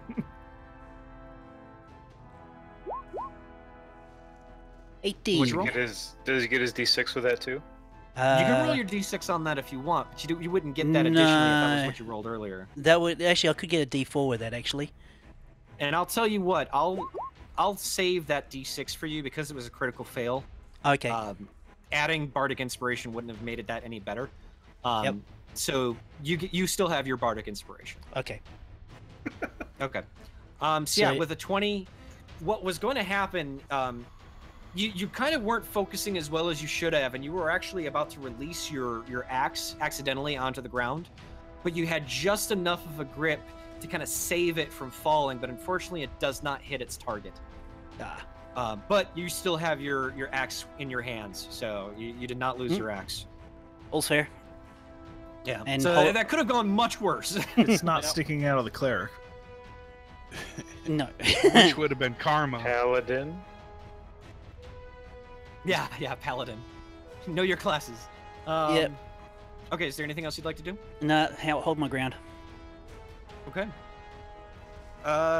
Okay, so there's one goblin that gets his turn. And that's this guy right here. He's gonna pop up and take a shot at Ownka.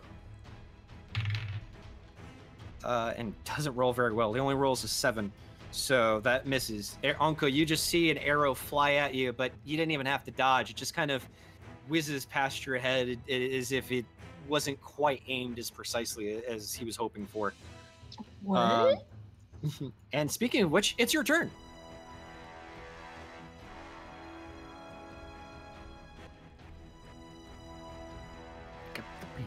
What would you like to do, Ownka?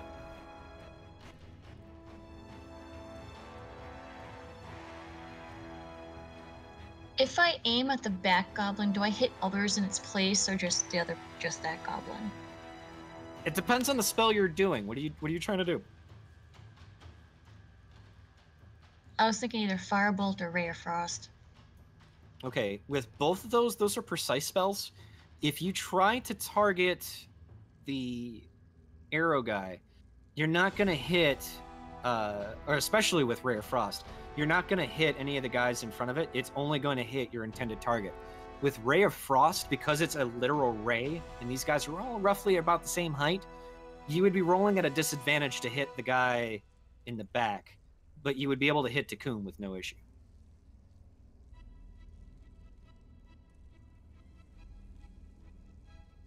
Alright, so I'll back up a little bit and hit Tukumb with a Firebolt then. Okay, go ahead and move.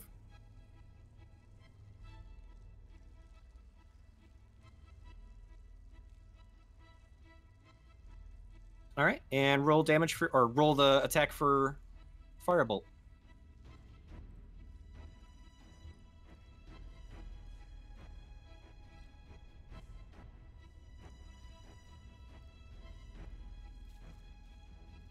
Okay, what'd you roll? 8. Unfortunately, that misses. You launch your Firebolt, and you can't muster quite enough flame this time, and you launch it, and it hits your intended target, but the flames just kind of dissipate, and there's only slight little embers that trickle down onto the ground. It didn't quite do anything that you were hoping for. Next up is Tukumb. And Tukumb is just going to turn into a whirlwind of blades as he spins around and takes a slice at both Urth and Travok. And again, he would have had advantage on this roll, but because of Urth's ability, his attacks on Travok are without advantage. I've also got protection as well, so we could apply that to Urth. Okay, what's giving you that protection? Class skill. Sexiness. Class skill of protection. Virtually, it's the same thing. I took protection as Okay. Yeah, fighting it's, style. It's literally the same thing. Got Yep. it. Cool. Okay. So yeah, then never mind. He does not get advantage on either roll. It is basically just going to be a straight out roll. And one of them was a 1. So I got to roll now to see what happened to him. Falls down. Stabs himself in the leg. Crit Leave fails it, guys. happens. Yeah, crit fails happen. Okay, he succeeded on his dexterity save. He was going to trip and fall and land on his blades. However, he was able to hold himself up. But his roll against you, Travok, did not garner any damage. Okay. Let's see, about 19. Does that hit you? 19, yeah, yes. Okay. You take 8 points of damage as this dagger slices through your face unexpectedly, and you get a nice little trickle of blood as it leaks down now from your cheek. And as a bonus action, he is going to drop a smoke bomb and will move without disengage back this way. And unfortunately, you guys do not get attacks of opportunity because of that. All right. Next up is Ado. I'm going to cast Vicious Mockery at the wizard. That's that guy, right? Yeah. Are you within range for that? I think I am. 45 feet. Yeah. 60. 45 feet. It's 60 feet for that? Okay. Yep. All right. Hi. Wisdom save Okay. versus DC 13. And this is Vicious Mockery? Yes. Okay. Remind me on that spell what happens if he fails it, because he did. String of insults, laced with subtle, blah, blah, blah. If they hear you, and they don't even need to understand, they must succeed on a wisdom saving throw or take 1d4 psychic damage and had disadvantage on the next attack roll. Okay. Before the end of its turn. Yeah, so you just viciously mock this goblin who can understand you. And what exactly are you insulting him on? I'll let you do the insults this time around. Well, obviously the size of its hole. I mean, if I was going to come down here and fuck the hole, it's going to have to be a bigger hole.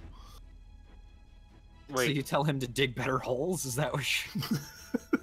Okay. I mean... So after insulting him on his hole digging abilities, he just sits there, he's like, but I didn't even dig it. Aww! And he will get disadvantage on his next roll. And 1d4 psychic. And takes the 1d4 psychic, yeah. So he's your vicious mockery insulted him so bad that he just clenches his heart. And he feels really dejected. Like, this is the worst thing that's happened to him in his entire life. This is awful. And then as my bonus action, I'm going to inspire Octavius. Okay. How are you going to inspire him?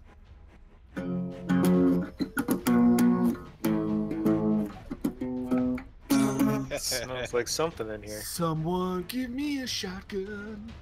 He's gonna inspire the guy who just shot a bolt into the back of the other guy. Goodness. Well, now I'm inspired. I thought it was topical. In the back. All right, Octavius. You feel like it's time to entertain, and you gain inspiration with the lights out. It's contagious. Anyway, As Weird Al says, your time is to garble mouse. and Octavius, it is your turn. Okay. I'm gonna shoot Travok in the back again because why not? No, I'm kidding. I kid. I got plenty of space. I'm gonna go after the archer here. Okay. With my crossbow. You will have a disadvantage because of the cover. Well, not a disadvantage. He gets an increased AC on his on your attack because of the cover. Because there's a wall right there. Oh, okay. Then that might be kind of close. If I moved here, would he still have that cover? Are you going to squeeze into that area between the wall and Urth? Nah, you did say it's a wall. I mean, you could do it. It's just going to be a tight squeeze for you, that's all. Nah, I won't do that. Okay. I'm looking at the layout all wrong. Travok's I'll take looking the shot very anyway. hurt. Okay, go ahead.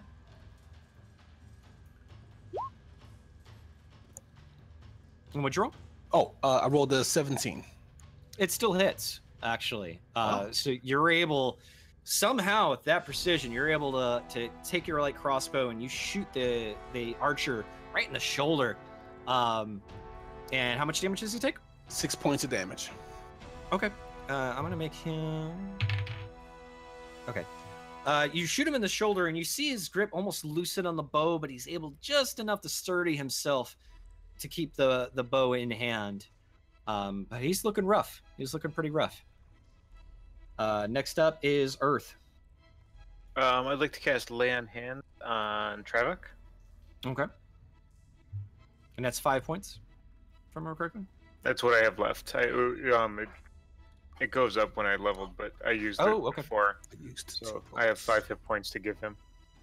Okay. Very nice. So yeah, Travok, you take 5 hit points. And then I'd like to drop my battle axe and pick up a javelin and fire at. Well, Lay on friend Hands over is a bonus action, right?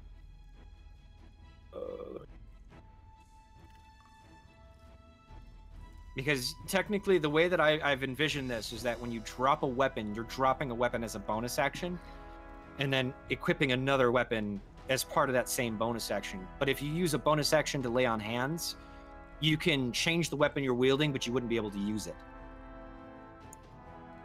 As an action, touch a creature. Oh, as an Draw action. power. Oh, wait, this is draw power from the pool. Yeah, as an action. Okay, so yeah, then as a bonus action, you can switch your weapon out, but you wouldn't be able to attack. Okay, I'll switch out to javelin and shield. Okay. So yeah, you drop the battle axe and you pull out your javelin, getting ready for the next attack. Are you gonna move anywhere, or are you gonna stay put? I'm going to stay put. Okay. Jarif, what are you doing, buddy? I'm gonna shoot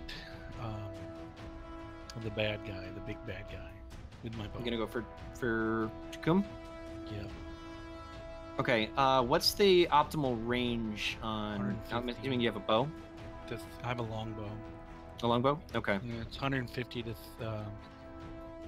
according to this. Here, I'll pull it up real quick.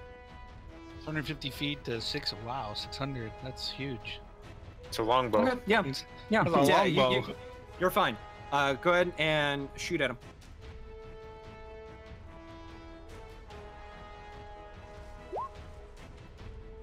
And then I gotta add in my extra, what's it, D4? Yeah, I think you got a D4 from the blessing. Ooh, a whole whopping 9. Yeah, that's unfortunately gonna miss. You shoot an arrow, but you thankfully don't hit any of your party members. The arrow just kind of flies, and because there's so many obstacles in your way, and you were trying to compensate for that, the arrow doesn't find purchase in anything. You shot a little too high, and it just kind of scrapes off the ceiling of this cavern that's been recently created. It looks like, but unfortunately, like I said, it doesn't hit. Anything else you'd like to do? Yeah, I know, actually, I'm good from back here. I've been able to hit most of the room, so I'm good. Okay. So next up is some of the goblins. In fact, one of them I skipped, which is my fault, but that's okay. So this guy is going to take a shot at Urth. This guy here. And rolls a 12. That's a miss. Let's see, this guy I think is the other one here. We're going to move him up because he's an idiot. I'm gonna start inspiring the goblins next round if you guys are gonna use these D6s. Hey, that's gonna happen next round. All right, so he's going to take a swipe at Travok at disadvantage. And still rolls an 18 with disadvantage. Does that hit? Yes. AC is 18. Okay. And I dropped the dice. Like an idiot. And I get Critical failure. There we go. You take 2 points of damage. As a fairly rusty longsword takes a swipe at you. And some of the blade actually seems to clip off a little bit with impact, but it's still jagged enough to do a nice little slice at you. All right. Let's see. He's in the later round. We'll do the bow guy next. He's going to kind of move back a little bit because he's a little too close. And he's going to take a shot at Urth over Travok because he's taller, and goblins hate taller people. That's a 13. I don't think that's going to hit you. Fails. Yeah. This crossbow guy still has aim at Travok and rolls a 19. Does that hit? Yes. It's like, do you have to ask? 5 points of damage. Was and that a another disadvantage? crossbow bolt. Oh, it was not. It was not. You're right. You're right. Like I said, you gotta remind me on this stuff. You're right. It's still a 19. He rolled the same thing twice. Jesus. Oh, all right. I'm sorry. Okay. I'm so sorry. I'm rolling a lot of ones too, though. So I Yes, mean, you are. you gotta give me credit here.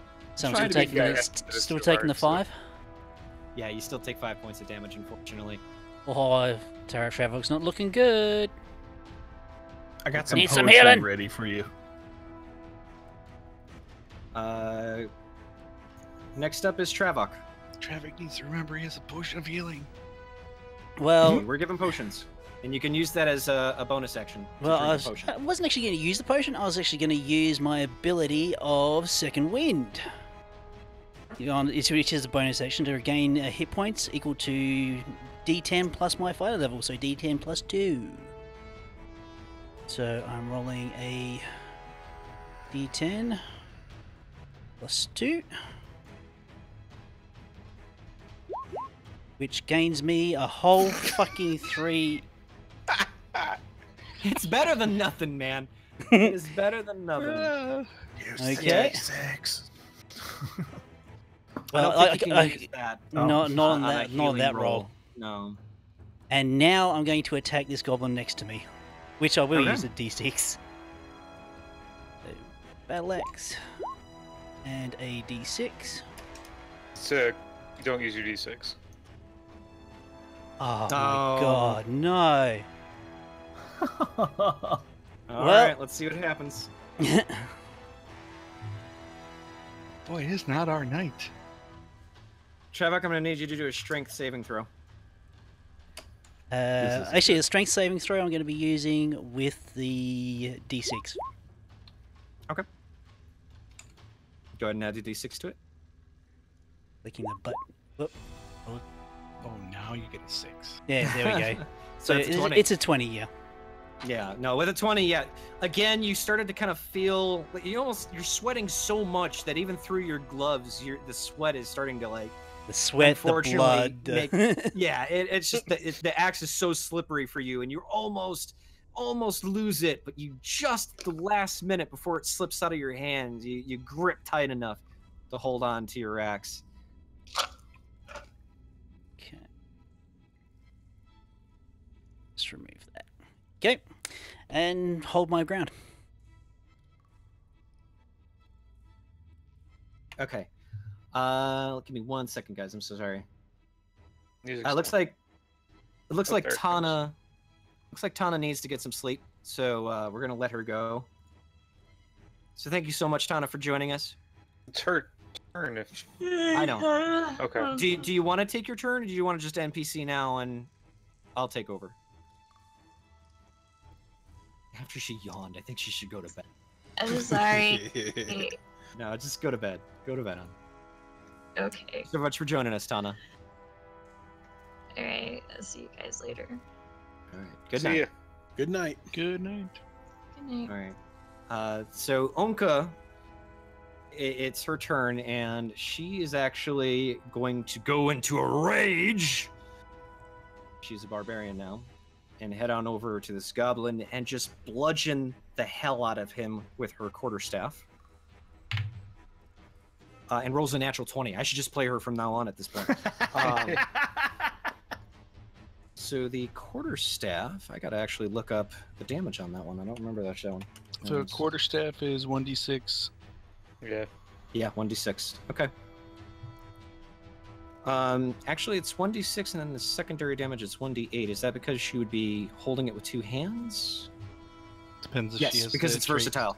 Yeah, I'll go ahead and have her hold it with 2 hands and have that as a d8. Again, because she's raging. She's in full-fledged, I'm gonna bust stuff up mode. Doesn't roll Plus- very well on her damage. Well, you get another roll because it was a crit. It was natural 20, you said, right? Yeah, I'm doubling the okay. dice for that one. So yeah, she well, actually, yeah, that does a pretty good amount of damage. She did 8 points of damage with the dice doubled and including her rage addition to her damage. So you just see this orc with foam from the mouth, eyes about ready to go full red, and she's just like, at a scream that doesn't even seem feminine to you. It's almost like unnaturally terrifying, and she just takes her quarterstaff with both hands and just beats the living hell out of this goblin. The goblin's not dead, but it's bleeding massively, and it is in serious pain. And that is her turn. Damn. So some of these goblins have held their actions, and now that Tukumb has taken a little bit of damage and realizes what he's dealing with, he's going to take a bonus action to swig a potion, and all of a sudden you start to see this little goblin increase in size as he grows to almost like a full-size human being. And again, you just see foam coming out of the mouth, and he now dashes back, throwing this body to the side, and will come at Travok because it's the only character he can reach. And again, he would have advantage on the roll, but because of Urth's ability, he gets just a regular roll. And will not hit you with the first strike. 19. I'm sorry, I keep getting these 19s on you, bud. You take 9 points of slashing damage. Dagger is slammed deep into your chest. Hope he had insurance. Damn. So this mage is going to cast a let's see. He's going to do a firebolt at the... Oh no, he's going to move. And he's going to cast firebolt at the frothing half-orc that is just going nuts. And rolls Disadvantage if it matters. Oh, it does matter. Yes. Because she got and a natural 1 because of the disadvantage. Oh dear God. Okay. This could be good. So the mage begins to develop with some of his somatic motions and his vocal. You don't understand the language that he's using, but he develops this fireball and the firebolt, and it increases in size to the point where he's starting to look scared. This is becoming much bigger than he thought he could handle, and in his hand explodes, doing.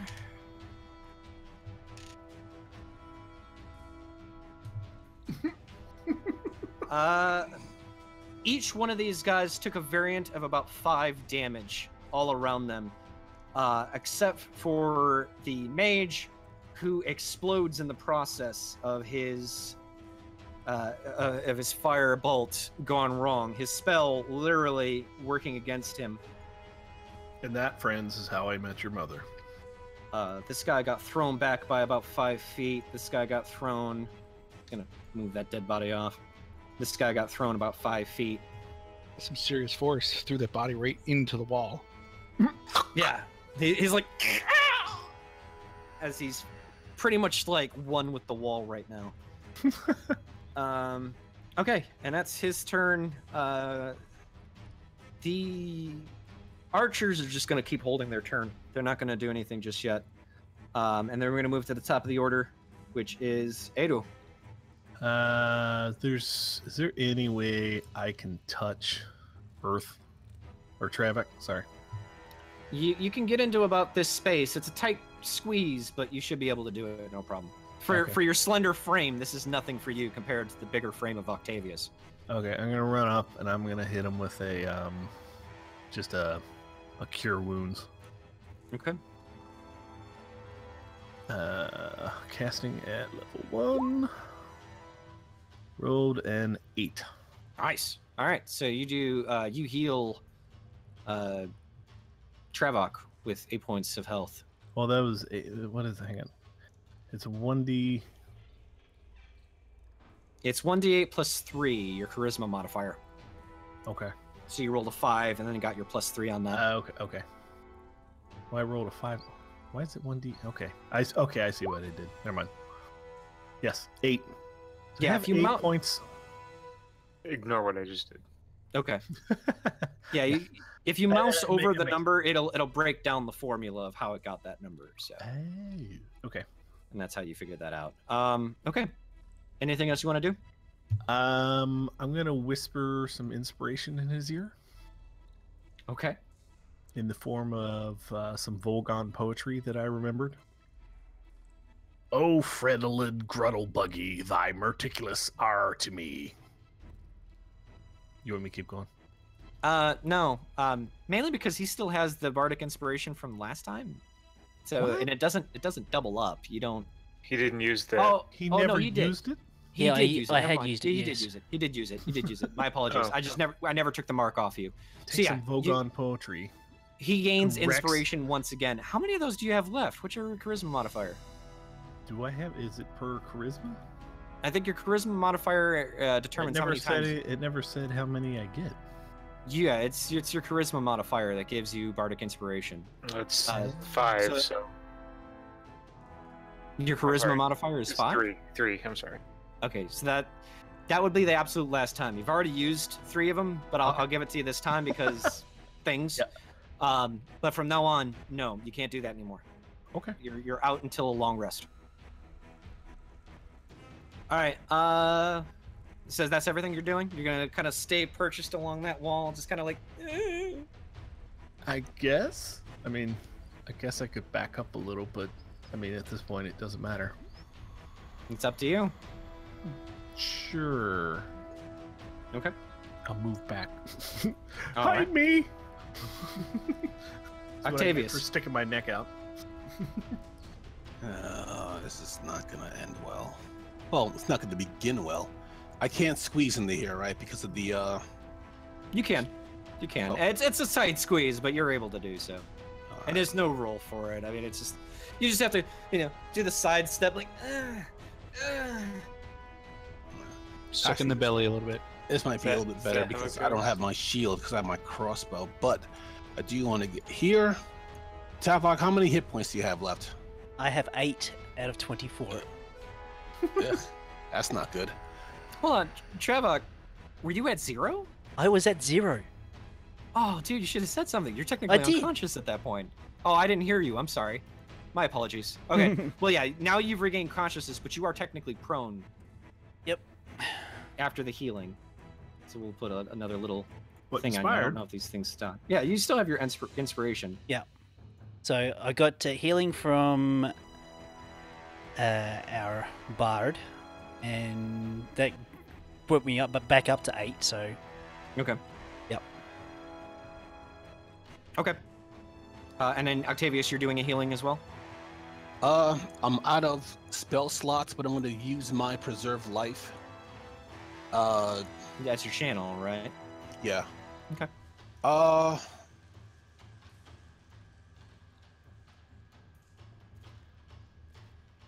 Yes, channel divinity. Hold on, let me make sure it's not a concentration, because if not, then bless ends.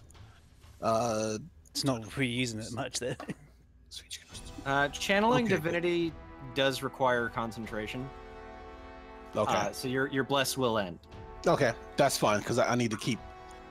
I need to keep my our frontline fighter up. He's got 2 people in front of him. And you said you had how many hit points? You said 8 left out of 24. Yes. Well, tell you what, I can't. 24, That's 5 times so your cleric level. Yeah. No, I mean it says that I can't. It says this feature can restore a creature to no more than half of its hit point maximum. So Okay. you can get me a 12. So Yeah. I'm gonna do 4 for you, and then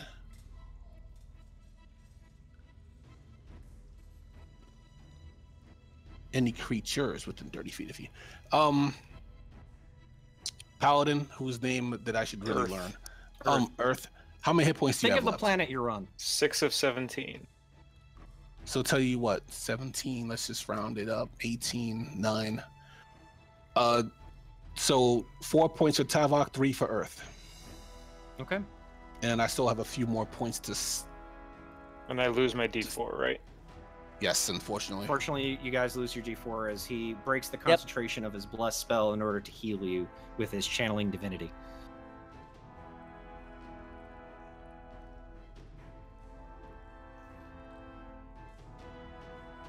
Okay. And then He says, "Good old Raetac sleeping on the battlefield." To be fair, he was kind of forced into that situation. And I'm gonna go ahead and stay put just in case.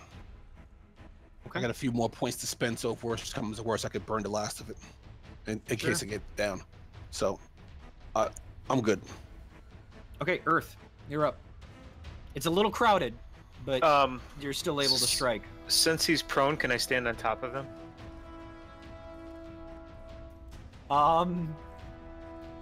Yeah.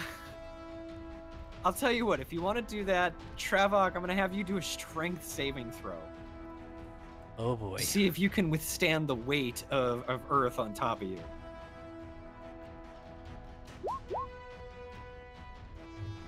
It's a 7, which is probably not. Roll your 6. Roll your 6. You do have inspiration. You can use that on top of it. 9. Still not great, I don't think. You're a pretty solid dwarf, so you're able to withstand most of his weight. So I'll allow it, but Urth, I'm going to tell you right now, if you don't get off of Travok by the end of your turn, it might cause him damage. Okay. So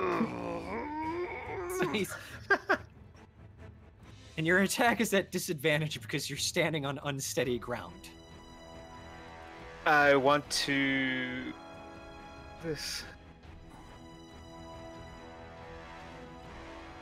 Hey, Viper, I got a bail. Okay, I'll NPC your character. Thank you so much for coming, man. Don't kill me too hard. I'll try not to. Did that cause, since I'm still in his attack radius, did that cause an attack on me? No, because you didn't move out of his range of attack, so it did not cause an attack of opportunity. So I can take one more step to here? Yes. It's a bit tight, but you're able to kind of force your way through. Okay. And now you are off of Travok. We can do that. I'd like to pick him up to throw him at him. Okay. Athletics. Oh, nice. Okay. Nice. So you are definitely able to pick up this goblin who's pretty light by your standards, and then go ahead and do yet another athletics throw to see, or athletics check to see if you can throw him. God damn, is your dice loaded or what? I rolled 21 for both checks. Nice. Okay, hold on. No, he's not dodging that shit. Okay. Yeah. So yeah, you pick up the goblin in front of you, and kind of hoist him over your head, and you're like, "No, not today!" And you fling him like a javelin over at Tukumb. He was not expecting a goblin to be thrown at him, which seems to be the theme of Urth, Windrivver, let me tell you. And both of them get thrown back. And we'll just move those guys off the board here for now. These guys get thrown. Both are knocked prone. Gonna give them the sleepy look. And let's see if one of them dies. Okay.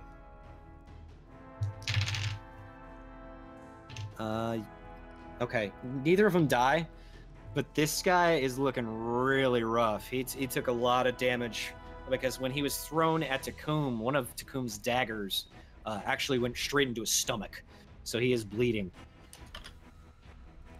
All right. And then I'll take one step back to make sure I'm facing the goblins. Okay. Next up is Jarif. I'm gonna move down some. Okay. And becoming one with the wall. Becoming one with the wall. Yeah. Okay. And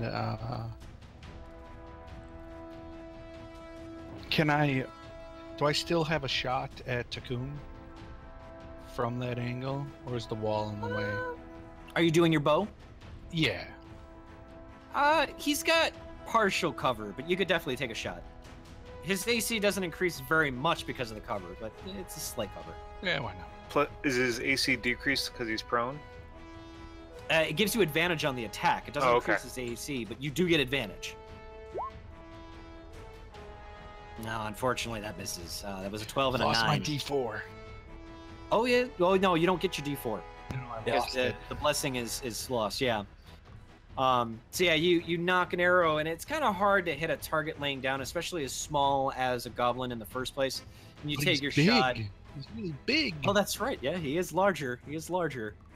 But yeah, still, it unfortunately doesn't quite find your target, and the arrow falls just a bit too far.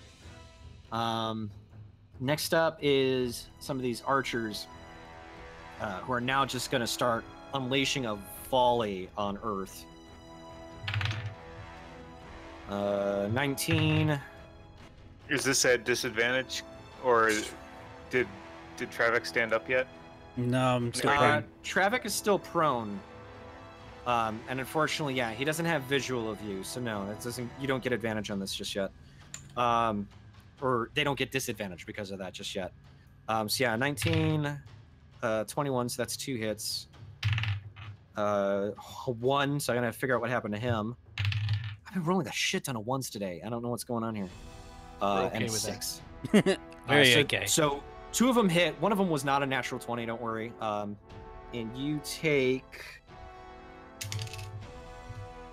a total of 8 points of damage as 2 of the arrows find purchase both in your chest and kind of push you back a little bit. But Ownka is able to hold you up and keeps you steady. I'm down to 1. Okay. And that's all of these arrow guys here. Next up is the this guy. He's going to actually stand up. This guy right here. And he pulls a potion out of his belt and begins swigging it, and the bleeding subsides. Let's see how much he actually gets out of that. Okay, he heals a minor amount of hit points.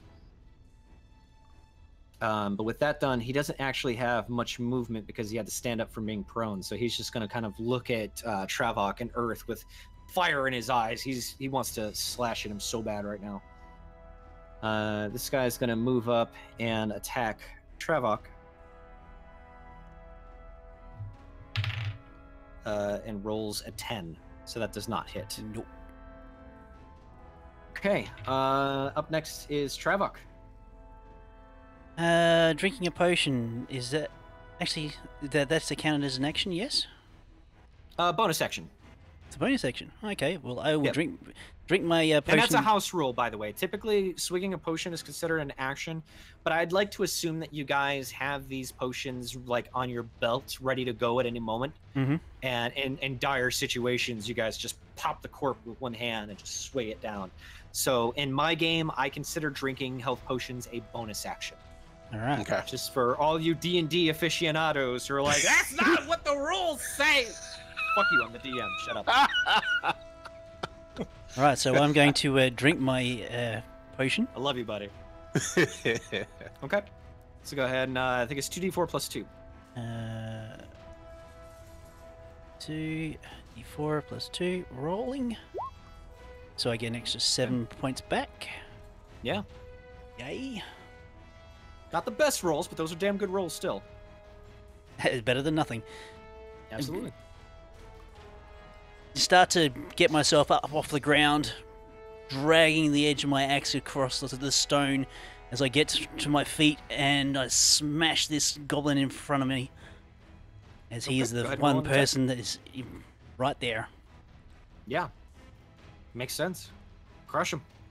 So, let's see, hang on. Just so you know, we Get are going to that. wrap up in about 15 minutes. If this battle doesn't finish, we'll just continue it next week. Okay, for some reason my rolling is not... Hang on. If you clicked it, you might have to give it a second. Roll 20 kind of lags sometimes. Gotta make sure you clicked on the little arrow on the top too. Hang on. Maybe it's because I'm not selected. Perhaps. It shouldn't matter if you have the No. token selected or not. Okay, click that. What are you doing, Battle Axe? Yeah. There you go. All right, I just went ahead and rolled it for you. You do have. Oh wait, did you used your inspiration? Never mind. I'll tell you what. I'll allow you to do your own roll because I technically rolled that for you. Okay. But it does seem to be working, so just click the quick action for it. Yeah, I was trying to click the quick action, but it's not actually clicking. So. All right. Well, worst case scenario. It's a 1d8 plus your strength. I'll just No. You roll for an it. attack? Or, I'm sorry. You roll a d20. Plus strength. Add your strength modifier to it, yeah. And plus proficiency bonus because it's with a weapon that you're proficient with. Okay, what's the proficiency bonus? Your proficiency bonus Mine at this is level should be 2. 2. Okay. Roll that. So pretty much just That- add that- 6 to. That's yeah, the hit. that hits. That hits. Okay, so go ahead and roll damage. The damage is 1d8 plus strength. Okay, so that's 6. 6. 6. Yeah. Yeah, 6. Yeah, because your strength modifier should be 4 if I've looked at your character sheet correctly. Yep. Okay, yeah, so you get up and you're just... This is getting old, this whole getting unconscious stuff, and you're just like, I'm tired of this crap. And you take your battle axe and you dig it deep into the goblin. And the goblin was already rough, and even with the healing potion that he just took, it was not enough health to actually survive that axe strike. And you just carve a hole into his chest with a lot of ferocity. And he is done.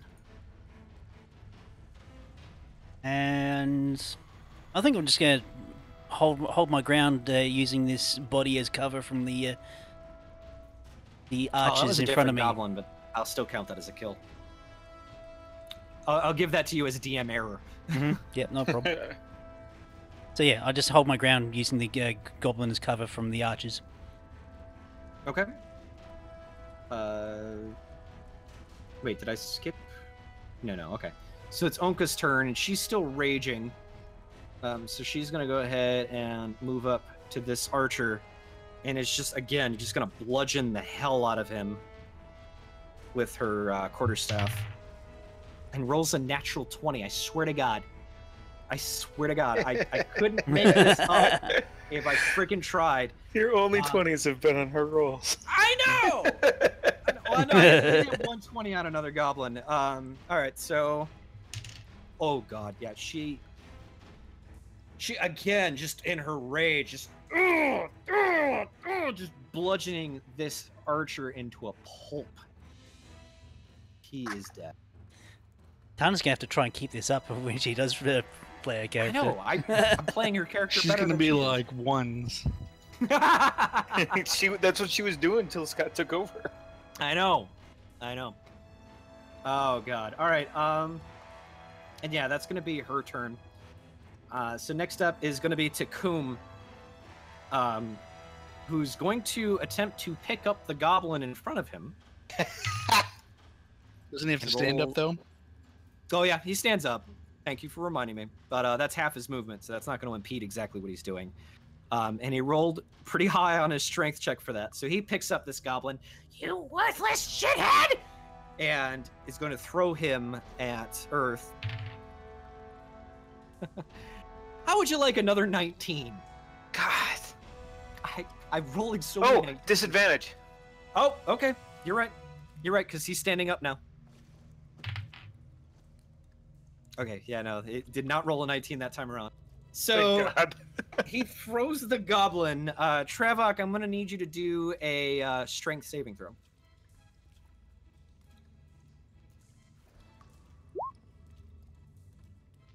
Okay. So you did not quite dodge the goblin that was thrown initially in the intention of hitting Urth, but it misses slightly, and you take 1 point of damage as the goblin just kind of shoulder checks you and falls right in front of you guys. still prone. Oh, actually, you know what? Hold on. No, that goblin's dead. The force of the impact into Travok and then the floor was unfortunately too much for him. He was already feeling pretty weak, and he's dead now. Okay, so that didn't quite work out, but he still has another action because of his haste. And with half his movement speed, he's able just to get up to Travok. And he's going to take one swipe of his dagger at you. And rolls a 2. That's not hitting you.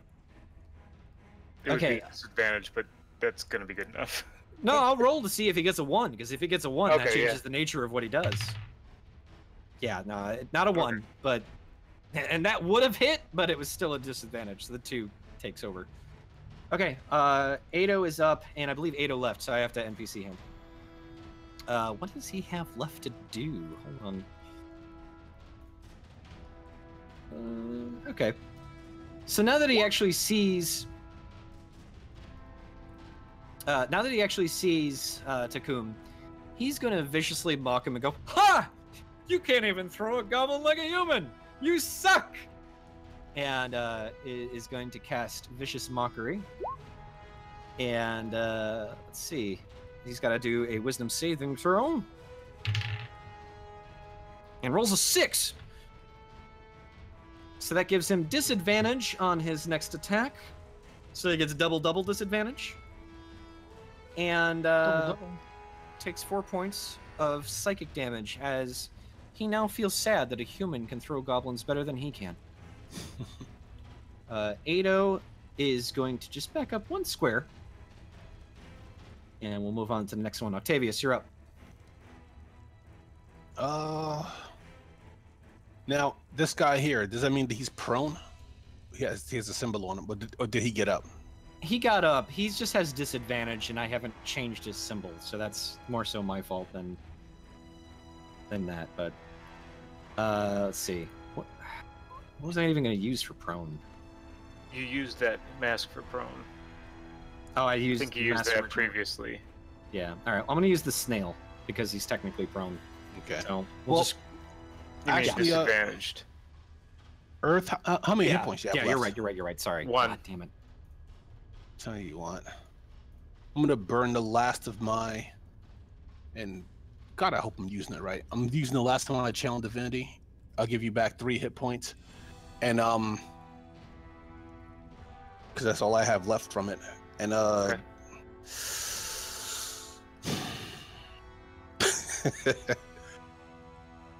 Can I cast a challenge Divinity and still hand him my healing potion, or is that too much? I'd say if that's all you're gonna do this turn, yes, you can do that. Okay. So I'm gonna cast my channel Divinity to give you the last that I have, and give you back 3 hit points, and I'm gonna hand you my healing potion. I mean, technically, if you want, you can force feed it to him if he's a willing target. Oh, is he down? No, he's not willing. You're just literally uncorking it and shoving it down his throat. Oh no, you said he had 1 hit point. He's not unconscious, is he? No. He's not unconscious. Oh, He's still awake. But if you want him to receive the benefits of this healing potion now, you could technically just pour it down his throat for him. But he has to be willing, of course. Are you willing, Urth? Yeah. I'm not going to be upset about that. Okay. So yeah, you just pop the cork and you go ahead and you pour it down. But Octavius, you're going to roll the health that he would receive. Okay. And since you're feeding it to him. And that wouldn't get the benefit of my hold on. So healing potions is a separate magic. So I don't think that would get you the benefit of one of your clerical abilities. Okay, and that's just 1d8 plus No, it's 2d4 plus 2. Gunther says, "No, let me die with dignity." He's been screaming TPK this entire time. He really wants you guys to die. I know. You guys know now. And then you get an extra 9 hit points. Very good rolls on that. Yeah, excellent.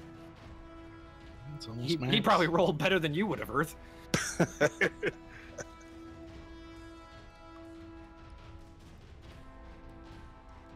Okay. And that's your turn. Unless you want to move. I'm gonna stay put just in case. I've already done too much. Go ahead. Urth. Do I get an advantage? Well, he's already at a disadvantage. I will step here and stab him with a javelin. Let me see if I can get this body out of your way. There we go. I'm just kind of get these guys off the screen here. 14, and then I'll roll my 1d6 too. Okay. Roll out like the corpse. 19 or 17 total. Yeah. Okay. So yeah, you take your javelin, and as if you wanted no room for error, you got right up in his face, and you just dive it deep into his chest. And with the javelin still in his chest, he reels back and goes, "Ah!" And it is looking a little rough. Is there anything else you'd like to do? Take care, John. Thanks for joining us, bud. I will step. Can I fit there?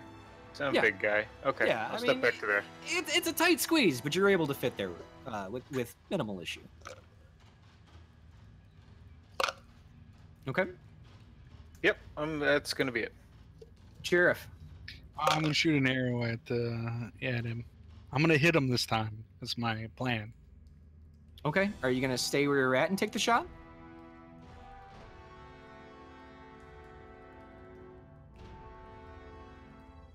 Okay. Move right next to The Raging raging Barbarian. orc. Yeah. Barbarian sorceress. yeah. Hell of a combination, might I add. Ugh. Okay. 9. Yeah, unfortunately, again, you're distracted because you've never seen a goblin this size before. He's massive now after that potion. 5 on that, and I still missed. Yeah, and unfortunately, it did not hit. Anything else you'd like to do?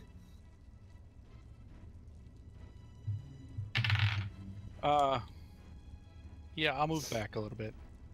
Okay. That's as far as I can move, so. All right.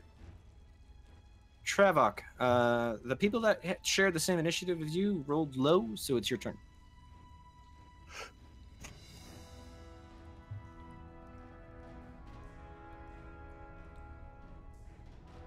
You still there, Travok?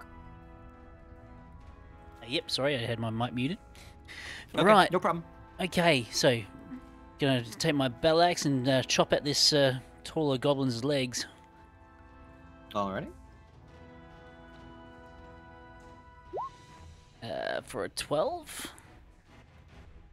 And unfortunately misses. Okay. You swing your battle axe, but he's still just a little too agile and is able to dodge, unfortunately. Anything else you'd like to do? Nope, hold ground. Disadvantage? Well, he's at a disadvantage, but that doesn't give him advantage. Oh, okay. Now hold my ground. So the remaining archers are going to take another volley. 2 of them is actually going to target Jarif since she's now in view, and 1 of them is going to target Travok. They gotta hit 16 to hit me. What was that, Jarif? Hit 16. 16? Okay. And one misses. at a disadvantage. Okay. I think Jarif also gets disadvantage from my protection as well. To Well, yeah, attack- he yeah. only gets protection from your advantage because that protection is 5 feet, and Urth is 10 feet away from him.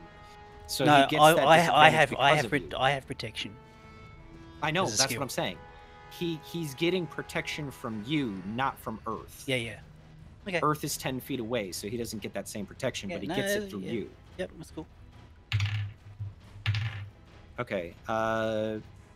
Yeah. The 2 strikes at you because of the disadvantage, Jarif, was too low. The highest they got was 14. Awesome. So that's no good. And then, of course, 1 shot goes to Travok at a disadvantage. One was a natural 20, the other was a 6. Yay! And that, unfortunately, does not quite work out for them. And Yeah, that's all 3 of them that I did in one shot. Ownka is up next. And again, it's just going to keep heading up to these archers. Smash. And smashing. This time only rolls a... No, with her bonuses... No, that's 16. That hits. So she does not get critical damage on this, though. All right, so she did about 5 points of damage as she just, again, with her quarterstaff, just smacks him across the face, and he spins around unprepared for such a vicious attack, and is bleeding profusely. We should have let her loose earlier. And that will be her turn. Next up is Tukumb, and Tukumb is going to move right here and do another Whirlwind of Blades. At disadvantage to all 3 of you. Remembers. All 3 of us. What did this guy have? He's doing a Whirlwind of Blades, which strikes every target within 5 feet. Okay. You guys aren't going to believe me, even if I tell you, but I'm going to have to tell you it anyway. He rolled 2 20s on Urth. Of course he did. So it's a critical strike on Urth. Only got a 10 on Travok. And got a 17 on Jarif. Oh, he hit me. Okay. So Urth, you take 9 like points. 9 points of damage as 2 blades just slice you in quick succession. And again, it's just starting to make you bleed all over. Jarif, you, however, take only 4 points of damage as one of the blades was able to hit you, but not the other one. With that, he is once again going to drop another smoke bomb on the ground. And that was at his disadvantage, right? And move back. Yes, that was with disadvantage. Man, thank God. Well, the damage... Disadvantage doesn't matter. If the hit hits, the damage is going to be the same regardless. Disadvantage just gives him an issue when attacking you. It's what causes him to have a higher chance of missing, essentially. But once it's to the damage roll part, the disadvantage doesn't matter at that point. Okay. So yeah, next up is Ado. And in a fit to try and impress Ownka, he's actually going to move in and use his rapier and take a slice at the goblin. And rolls a 17. He hits. So with the rapier, what is the damage on that? I should memorize this stuff. I apologize. I'm betting it's D6. It's a D8. Really? It is a D8. So he adds his dex modifier to that since it's a finesse weapon. Okay. Yeah, and Ado, on guard! And he slices an A on this goblin's chest and is dead. Off falls his nipple. All right. And then Ado realizes how close he is to Tukumb and will hide behind Ownka. Next up is Octavius. Okay. I'm going to drop my crossbow. I'm going to equip my mason shield. Okay. Now, I still can't. As a bonus action, you're dropping the crossbow on the ground. Yep. You pull out your shield and your mace. Is that what you have? Yes. Okay, yeah, you pull out your mace and your shield. All right, and you can still move, but you've taken up your bonus action to switch weapons. Okay. And what would you like to do? You still have movement and you still have an action. Oh, I still have an action. Oh. Yeah. No, it's a bonus. If you're literally dropping a weapon on the ground, I'm literally letting, like, your crossbow is now on the ground right over here. Right. At the end of the fight, you got to remember to pick it up or you're going to lose it. Okay. But as a bonus action, I'm letting you switch weapons because you're literally just dropping it to save time. Okay. I'm going to run up and I'm going to attack, well, the guy I'm standing in front of. Okay. Tukumb? Yeah. Sure. Go ahead. I'll give the meat shields a break. Pin cushions. Ooh. Oh, yeah. Pin cushions is about accurate. All right, what'd you roll? I rolled a 21. And what was the damage? 5. Okay. So as Tukumb bounces back after using his bomb, he's feeling a little confident that he has at least a few seconds to recover when all of a sudden this black cleric just dives over the rest of his party, mace and shield in hand, and strikes Tukumb right across the face with this mace. And he just goes, "Ah!" And you see a tooth just get sput out. Ooh. And he's now looking at you with intense fire in his eyes as you just really pissed him off. All right. Next up is Urth. I'm kind of torn what I want to do. Would I be at disadvantage to throw a javelin at Tukumb? You wouldn't be at a disadvantage, but don't roll low. Wait, someone might suffer something else in the back of the head. Yeah, I mean, there Might is a get target. a javelin in the back. Because he took that potion. I mean, That would be karma. He's big size now, so he's a fairly acceptable target for your javelin. But there is Octavius right there, so if you roll low, there is a chance that you'll hit Octavius on accident. Okay, I'm gonna drink my potion first. What was that? 2d4 plus 2?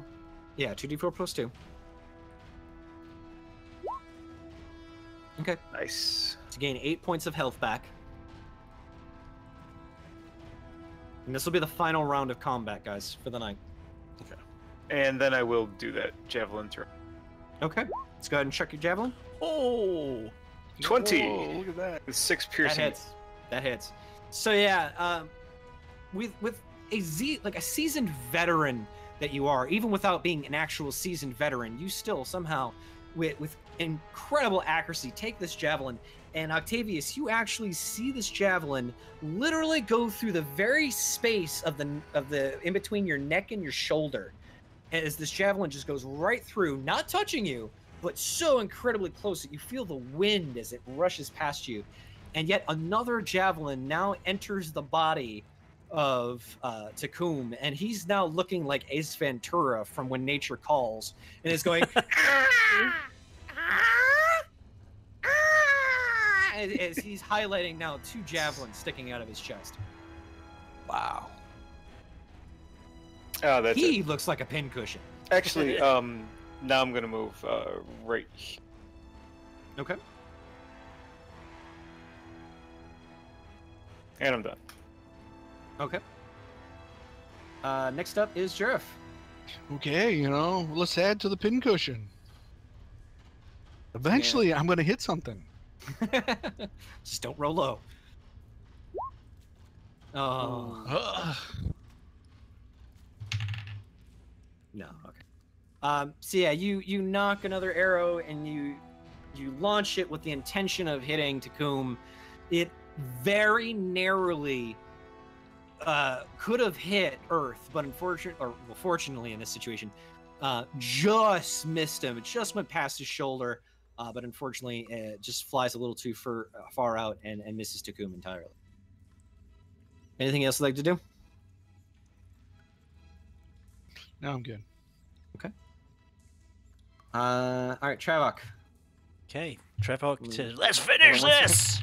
Okay, yeah, you're good. Go ahead, Travok. And moves down and attacks Tukumb. Okay.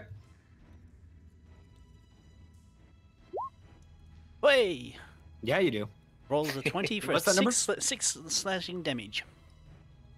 Okay. So yeah, you take your battle axe, and it's kind of easy because you have 2 javelins now, kind of giving you like field goal posts. So this is pretty easy for you now, as you take your axe and you bury just in between the 2 javelins, and find purchase with his chest, and now he is bleeding profusely. It's looking really rough, but Tukumb is still standing. My God. That's Okay. one tough little goblin. I know. Well, the in potion water. helps a lot. The potion is basically giving him resistance against slashing, bludgeoning, and piercing damage. Oh. So that's one of the reasons why he's able to absorb so much damage. But even with that resistance, he's looking really rough right now. Okay, so it's now the archer's turn. This archer is going to turn around and dive into the hole. He's getting the fuck out. See ya. This guy does not have the luxury of a hole, so he's kind of stuck. And he's going to head over here. And he's going to take a shot at Urth. And rolls a 7. He's not hitting you. After that is Ownka. And Ownka is going to drop Rage, but she's going to head over to Tukumb. And is going to attempt to grab him by the throat and do Shocking Grasp. Nice. But unfortunately, Tukumb is just too quick enough. He actually swats her hand out of the way and was able to dodge the attack. So she was not able to actually hit Tukumb, unfortunately. Ado is up. And Ado's also going to dive into a hole and run away. None. That would be him. Ado's going to hold his action, actually. Octavius, what's up? You're up. I'm gonna go ahead and take another swipe at this one. Okay. 18. Okay. So you get 6 damage with that. You don't get the +5, unfortunately, because the crit was on the... No, okay. I was about to ask what the +5 was. So okay. +5 would have been if you crit, but you didn't technically crit, so you don't get that additional damage. Okay. But yeah, that is enough. How do you want to do this? How do you want to kill him?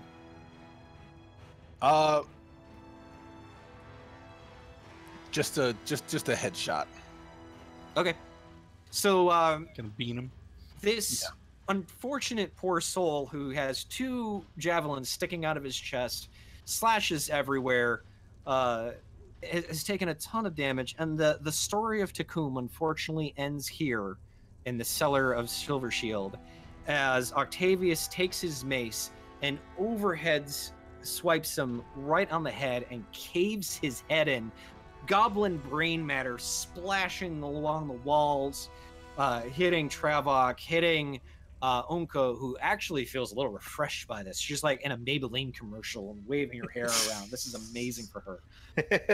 And some of that brain matter also hits Octavius, you as well.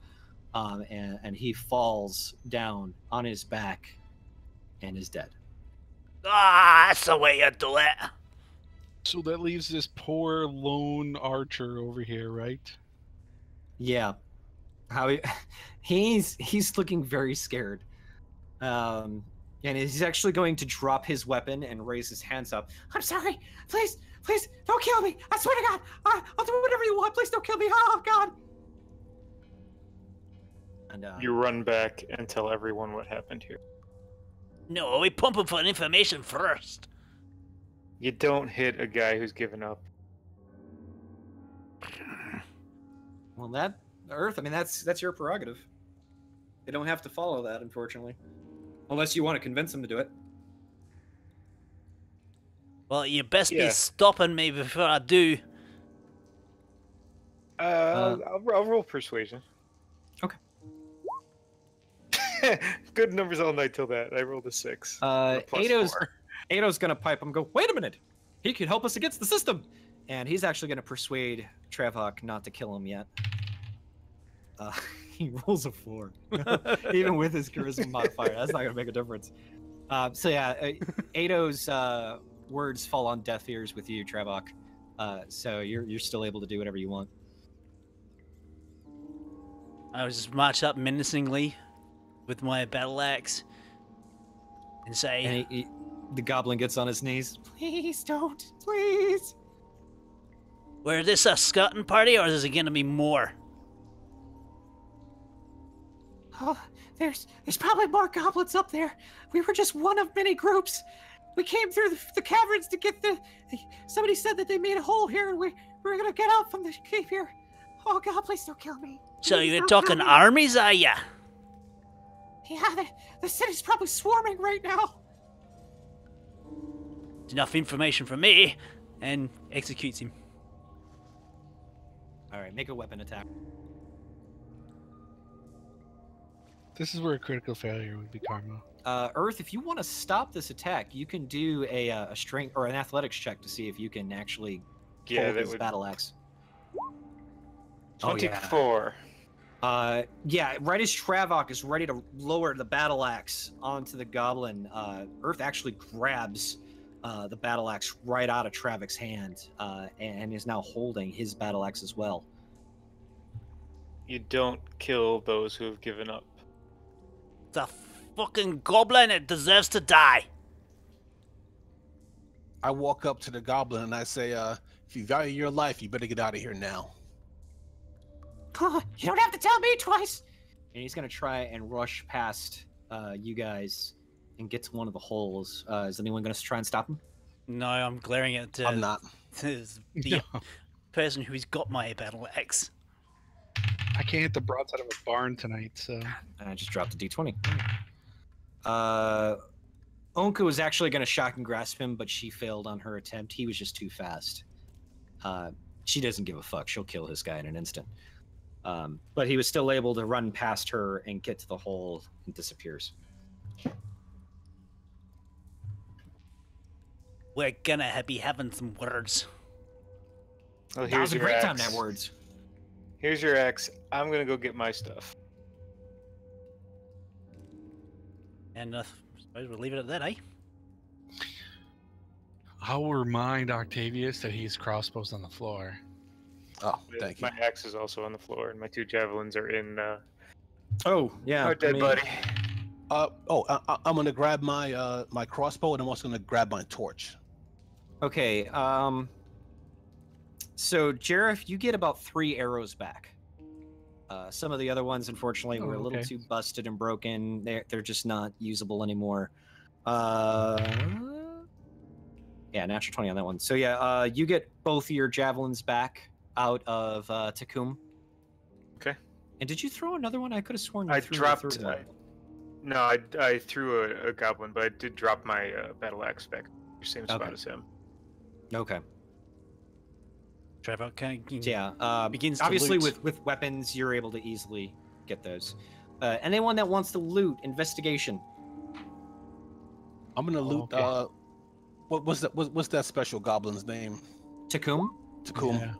Okay. You said That's what I was investigation, gonna loot right? too. Investigation. Yep. Actually, and then I 11. want to loot the mage as well. You want to loot the mage? Okay. And natural 20 on the mage and 19 on Tukumb. Okay. So yeah, you guys go ahead and you start looking through Tukumb, and let's see. You find 2 daggers in his hands, obviously, that are actually in very good shape. Nothing too special about them. They're just 2 standard daggers, but they might be worth some gold if you take them to a shop and sell them. Now, who got the daggers? Was it me or was that Urth? We'll say that Urth, you're at one of the daggers, and Jarif, you were at the other hand, so you saw the other dagger. So both of you can take one of those daggers, unless you want to hand them off to somebody else. I'm gonna hand him off because I wanna look at the mage, see if maybe he has any. Was that who you were trying to investigate in the first place? No, I came down for Tukumb first. Okay. And came around. So to roll another investigation for the mage. Okay. My net 20 was for the mage as well. Yeah, I saw. Okay. So, WildStar, who are you handing that dagger to? I'll give it to. Good night, Mackie. Thanks for joining us, buddy. Oh, thank you for the donation, Gunther. That was really awesome of you, man. Super appreciative. The bard. I'll give it to the bard. Okay. So Ado is like, oh, I don't know what I'm going to do with this, but all right. And he takes it. And I will add 1 dagger into his inventory sheet for him. Okay, the rest of you find at least, looks like... Give me 1 second.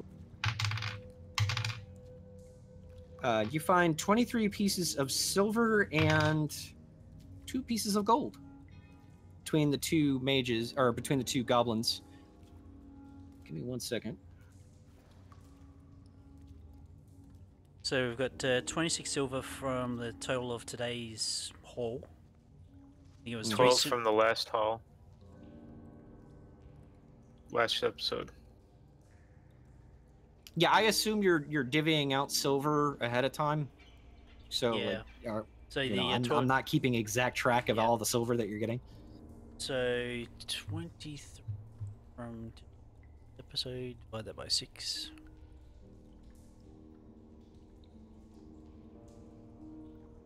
Trusty Windows calculator out. All right. Also, you don't find anything else on Tukumb of interest except for a couple of empty vials. On the mage, you look through them and you do see an ordinary quarterstaff. Nothing. It doesn't look too special. But you also find a ring that has a kind of a sapphire in the center, and the sapphire actually does have a nice little glow to it. But without identification, you don't know exactly what this ring yet does until you put it on. And that was discovered by Urth. We do have identification as a spell, but I don't have the... You're out of spell slots. Oh, I'm out of spell slots for the day. No. Can I try a religious check on it? You can. I don't think it's good. It's a shot. Your roll pretty much would have given you the same anyway, really. Okay. Religious text-wise, you don't really know of anything about enchantments on rings. You know that that's more of an arcana sort of thing. Religion doesn't necessarily have that. They work more in sigils and symbols. And this ring doesn't have anything that would resemble something of that sort. Do I see him with the ring? I mean, I can do an arcana check on it. Yeah. Urth, do you want to hand the ring over to him so he can examine it? Okay. So Urth hands the ring over to Jarif, and Jarif, you go ahead and you take an examination of it. Okay. You rolled 19 on your arcana, which is really good. You recognize some of the elvish symbols on there. You speak Elven, I assume. Yep. Okay. Yeah, some of the elvish symbols seems to talk about protecting oneself from the evils around them. And you get the sense that this ring might have some sort of defensive capabilities, but nothing specific in the text describes exactly what this ring will do. But it has some sort of defensive capabilities. I let Urth know and then hand it back to him. Okay. No, keep it. I can't use it. All right. Well, thanks. Are you going to put the ring on, or are you just going to hold on to it? I'm going to hold on to it first. I don't want to put on unknown magical artifacts without... You don't want to do what Octavius did earlier with the dagger. Huh? Right. All right. So, yeah, you go ahead and put in your character sheet unidentified defensive ring. Since you know that it has some type of defensive magic, you just don't know which yet. Everybody gets 4 silver pieces.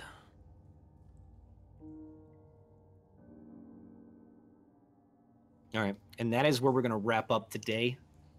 You don't really find anything else in the bodies outside of some really rough weapons, very rusty. You get the impression that some of the stuff probably will break if you even tried to use them. They're worse. They're pretty worse for wear right now. You still hear little explosions left and right, but they're all above you, and each time one of those explosions happens, you see just a little trail of dust come down from the cavern that you're now in, and you're starting to worry as to what's actually happening above you. But with that, we are officially going to wrap up the game. So let me turn on the sad music for the end of stream.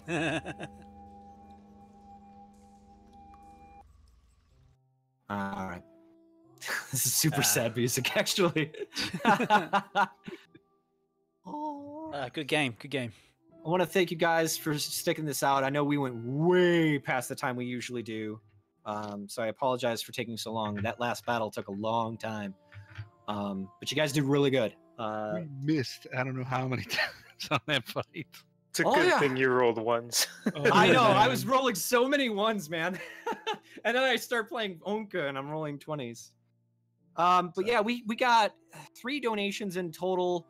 2 of them from earlier, which one was from Mackie for $20, and then DJ matched that donation on the urge of Mackie, and that was $40 total. Thank you guys so much for those donations. That's awesome.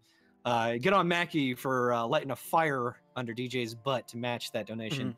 And then Gunther, in the last minute, actually gave a $10 donation. Thank you so much. So we're halfway at our goal, and we just began the month. So that's amazing. And once we meet our goal, we'll have a random member of live chat name a character, very similar to what we did with Mackie earlier. Just Mackie's donated to us before, and I wanted to kind of give him an incentive and say thank you for your donations. And of course, you know, we'll continue that stuff later on. I hope you guys had a lot of fun. I know I personally did. It was a lot of fun. I love battles because I can actually describe all of the gory after effects of your attacks, and that's my favorite thing to do. So, but thank you guys for the donations. Did we get any new follows? Let's see. No new follows, but that's okay. Oh no, we did get one new follow. I'm sorry. Cyberwolf is now following us. Thank you very much, buddy. I'm sorry I couldn't comment on that earlier because of combat. Live chat, you guys are great. Thank you so much. And thank you for dealing with my technical difficulties in the very beginning. That was nice. I do appreciate that. I did not expect OBS to suddenly decide that it did not want to take the audio from anything else but my mic. Yeah. But next week, guys... Yeah, what are you going to do? Next week, guys, Monday, 9 p.m. Eastern U.S. time, we will be back, and this time we're going to find out what's happening to Baldur's Gate while you guys are in this keep. It's just all these explosions going around, and it's not sounding very good up there. Goblin army, that's like cannon fodder for everybody. Even peasants can take those out. Is there anybody else some around? goblins are pretty tough. Well, that one goblin was pretty damn tough. Oh, yeah. Tukumb, yeah. Yeah. Oh, he's rolling like you guys with the disadvantage thing. That really sucked because no, it didn't. That really sucked. I couldn't do half of the abilities that I wanted to do with him because we're okay with that. That's so awesome. We both picked the same one.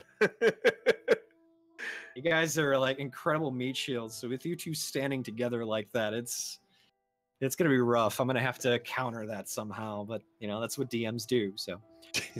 Now, something in the future, because we hit, I hit level 2, so now I'm in the school of transmutation. I can actually change like I think it's a 10 meter.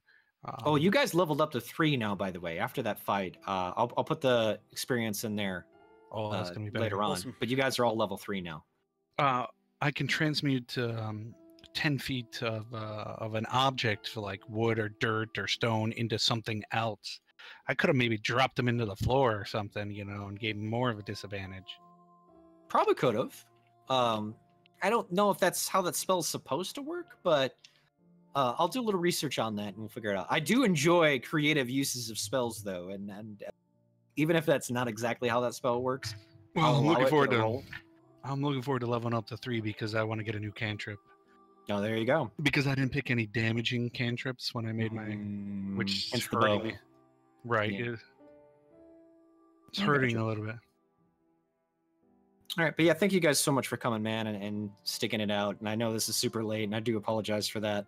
This is my normal bedtime. Any shoutouts that we're going to be doing? Say for GetCast? Or even there's supposed to be GatCast tomorrow, but without the website, I don't know what's going on. So I'm gonna have to hold off on that. YouTube-wise, this will be up tomorrow on the GatCast channel. I know Raetac, you also put up your version of it. When will people expect that? Should expect that. Actually, I'll put those things up over the weekend. Generally gives my channel a bit of a breather from like my half-hour videos I put out every day. So I'll basically just keep doing plugging away at my Minecraft world. So that's during the week for a half hour a day, and then I smash my audience with a good 3 hours worth of D&D. It's all good stuff.